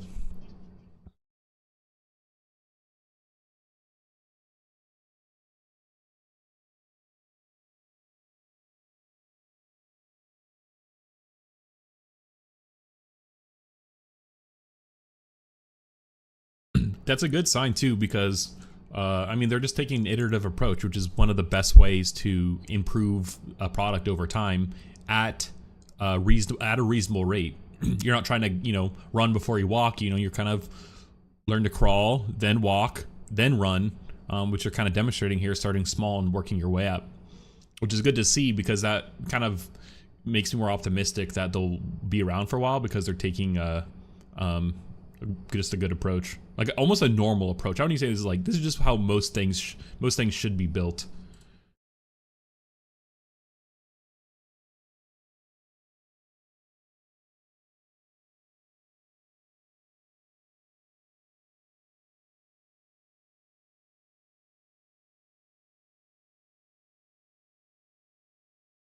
Hmm. That's an interesting problem.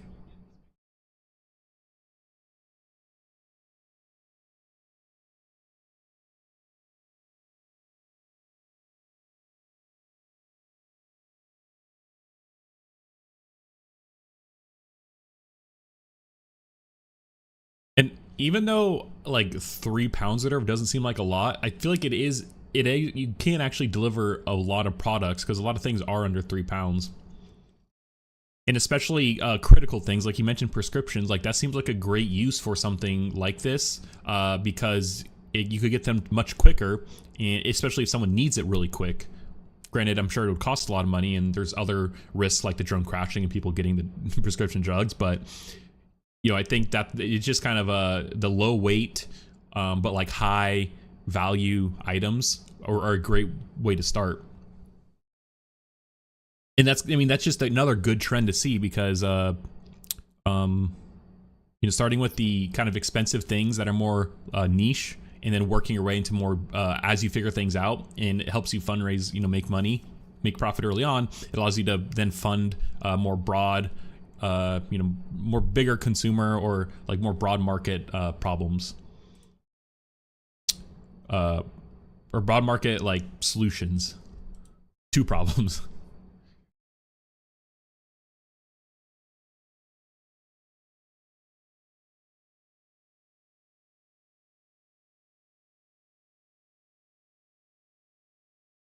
So 3D VR designing.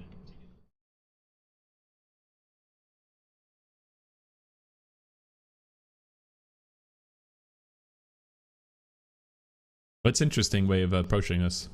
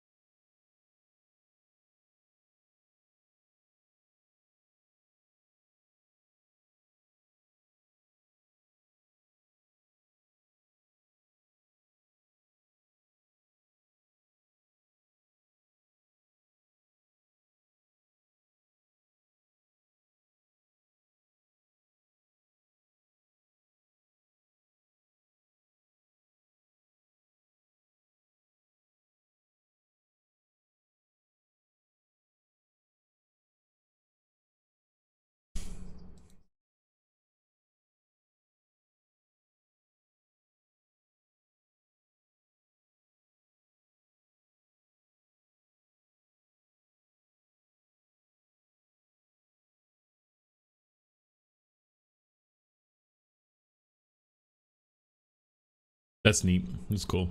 This cool. Going to continue to cover things like this. I'm pretty optimistic, bullish on stuff like this, but more drones. I think like the eVTOL market in general is solving a problem that doesn't exist. And I don't know if there will be a problem. I don't know if there will be a market for that. The big thing that eVTOLs are actually solving is fly-by-wire, where they're using electrical systems to manipulate like flight controls, which that technology is still emerging. Instead of more like physical controls that actually control, or physical controls for controlling like flight systems. Okay, let's take a look at Axiom space station here. So Axiom Space is supposed to they're supposed to be the next what are the goals? Axiom Space is launching modules to the International Space Station, which will then break off to create their own Axiom Station. And this is supposed to be the most immediate replacement for the International Space Station. But timelines have been a little wonky. They haven't really been I guess it seems like they're not going to meet them to me, but they've had some financial troubles. They're also working on a spacesuit, and I just doesn't really feel like a lot of attention has been to this Axiom Station. They said that they're going to, and also they said they're going to launch their first module in 2026, 2 years, and that seems very optimistic. So it seems like there is an update to Axiom Space, and let's just take a look to these space stations specifically. Axiom Space revises space station assembly plans. Axiom Space is revising the assembly sequence for its commercial space station. A move, it says, will allow to get a free-flying station sooner while addressing NASA's needs to prepare for the deorbiting of the International Space Station. Yeah, and that's key, because since Axiom Space and Axiom Station is going to be the next International Space Station, at least the most immediate replacement, the International Space Station has a deadline of 2030. I don't think that the deadline is going to be met for Axiom Space, and therefore the International Space Station is going to have to be extended. NASA's done studies, and alongside Boeing, who's the largest industrial provider, essentially Boeing like manages the International Space Station. They have said that they're ready to extend it past 2030. International Space Station is old. It's very old. A lot of their parts that are used on International Space Station are very hard to get, or you just can't even get them anymore, which is one problem. In the systems, it's very complicated, and so it's not like another partner besides Boeing could come in and just take it over. It's insanely complex, like what they have to do. So the fact that they're revising their assembly plans makes me think that they didn't think they could actually meet the 2030 goal. The company announced December 18th a revised, which is today actually, a revised sequence of modules it will deploy through the end of the decade to assemble its Axiom Station, starting with payload power thermal module that will be installed on the ISS. Axiom originally planned to install a habitat module on the ISS in late 2026, followed by a second habitat module and a research module.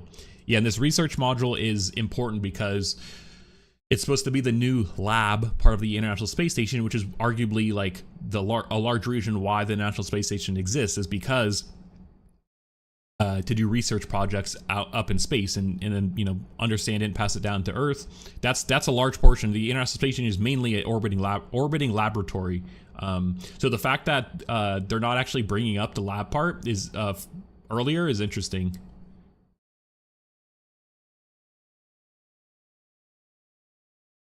Finally, a power and thermal module with an airlock would be attached, allowing those modules to undock from the space station around the end of the decade because to be a free-flying station. One issue with that approach, Axiom executives said in an interview, is that the company would have to install these modules on a docking port called Node 2 Forward on the International Space Station under an agreement with NASA in early 2020. That is the port that will later be used by the US deorbit vehicle, the spacecraft that will provide the final maneuvers to deorbit the station in the South Pacific at the end of its life. So I guess that puts a hard deadline on Axiom to get their station deployed, because that node will need to be used to deorbit the vehicle. And it seems like it's almost a strategic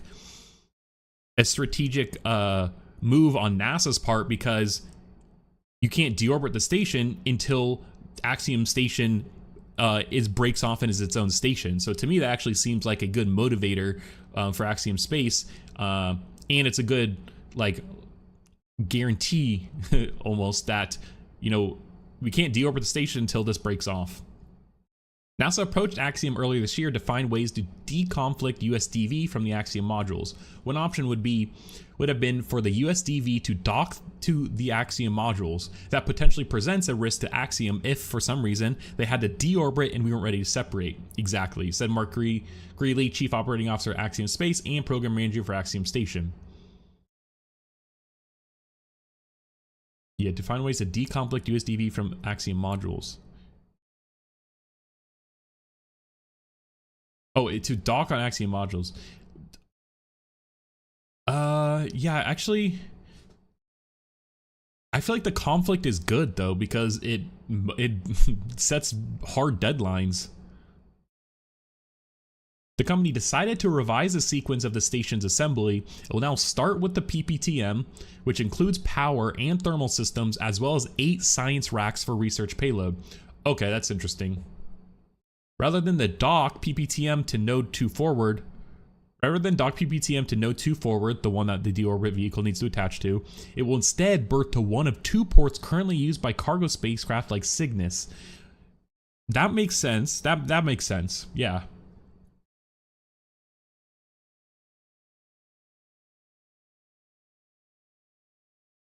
I'm trying to think of why it matters so much though that they don't have any conflict with that, because if Axiom isn't ready to make their station independent, then they're not going to deorbit it with Axiom's modules attached. So I mean,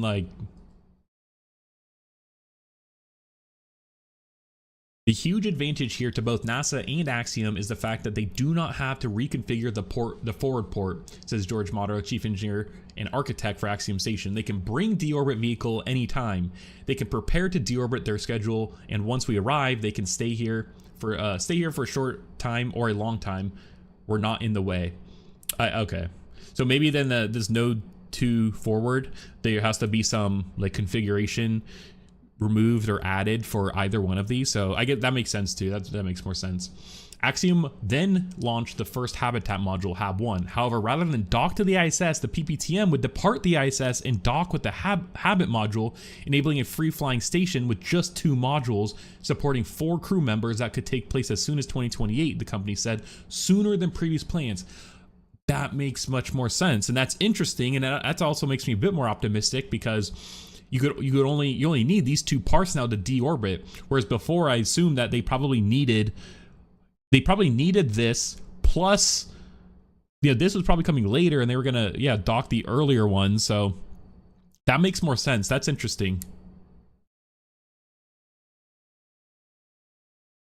The dream sequence would be to go to the ISS, be there for a bit, wait for HAB1 to launch, then leave ISS and dock fairly directly with HAB1, Motter said. However, both the Habitat module and PPTM have to have the ability to loiter in orbit independently if needed.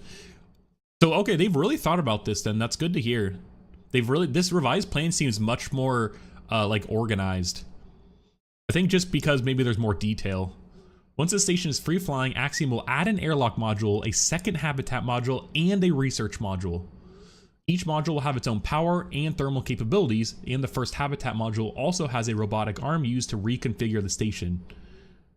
And this could also be, I assume this might be needed for potential docking with spacecraft like the Canada arm that's currently on the ISS. That some spacecraft, I think the Soyuz, you have to dock via an arm, it can't dock directly. I could be completely wrong. So that could also open up to things like that.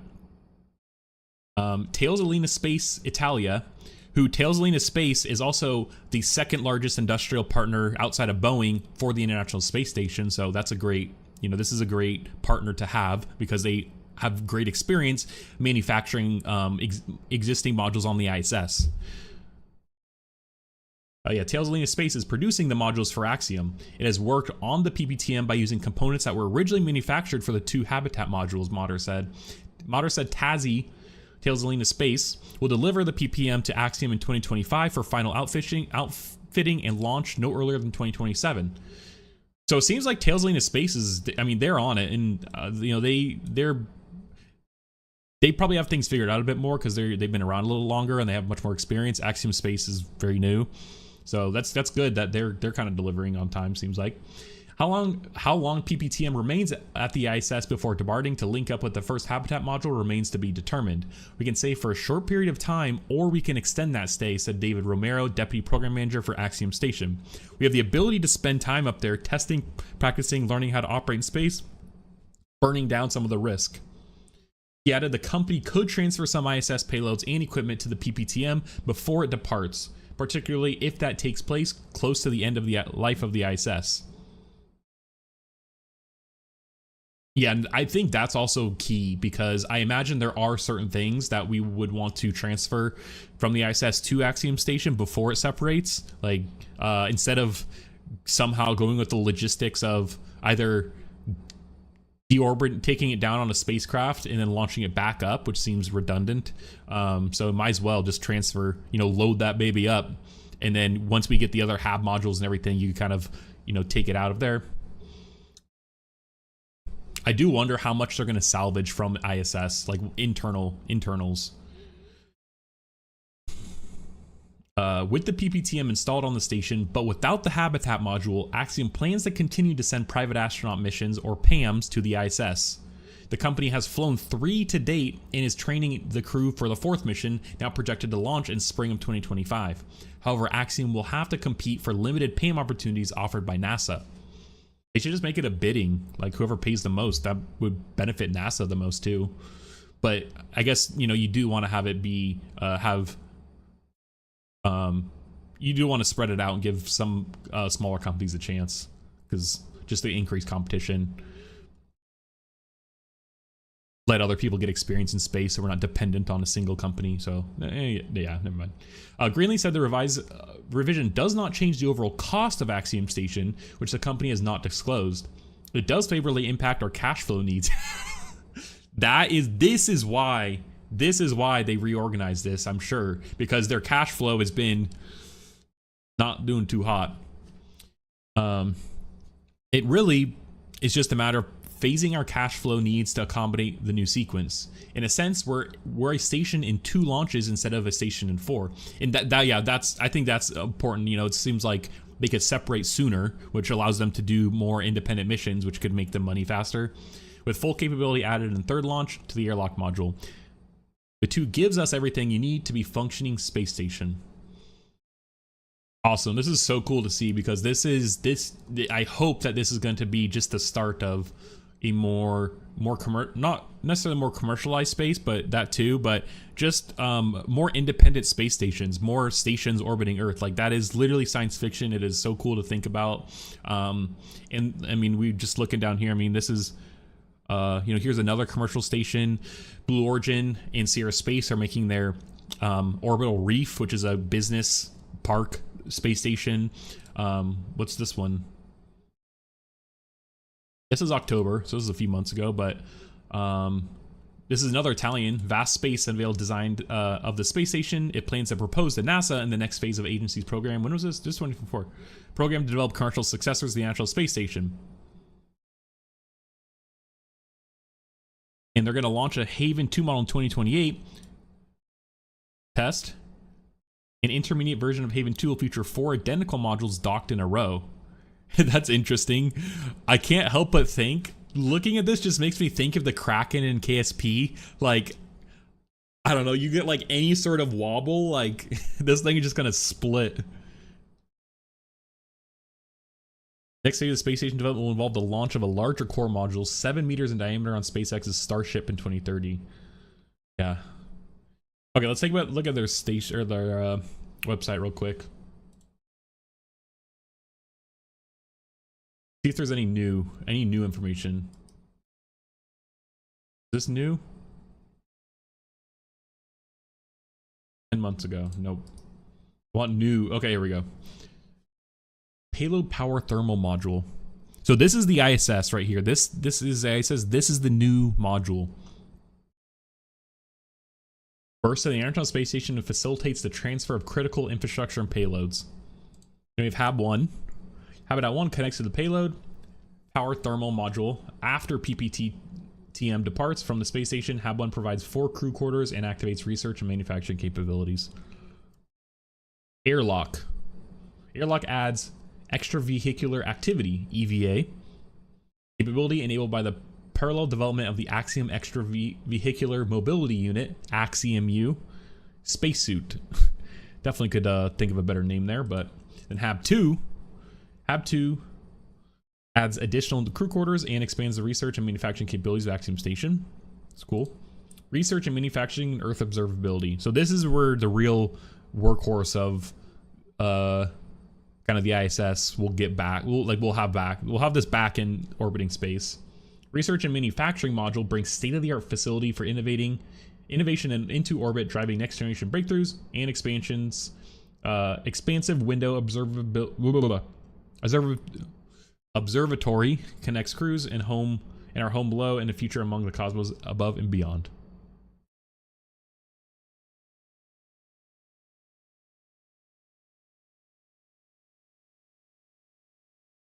Yeah. Sweet. I'm pumped for this. We're gonna be following this. I'm making more of an effort to cover space stories. So I want that to be one of my core, alongside like AI. I want space to be one of like my core industries that I cover. So I'm very optimistic. It's a great emerging technology, and I think it'll enable humanity to do a lot of cool stuff. So, yeah, that's all I've planned for today, though. I recommend you go watch the Federal Reserve press conference if you want to. I'm gonna watch it off stream here. It's kind of boring content to stream, but if you're interested in financial markets, I highly recommend you watch that. Back tomorrow, 9 a.m. Watch OpenAI Dev Day 11, and cover more news, more tech news. So I appreciate everyone showing up, and I'll see you tomorrow, 9 a.m. Bye.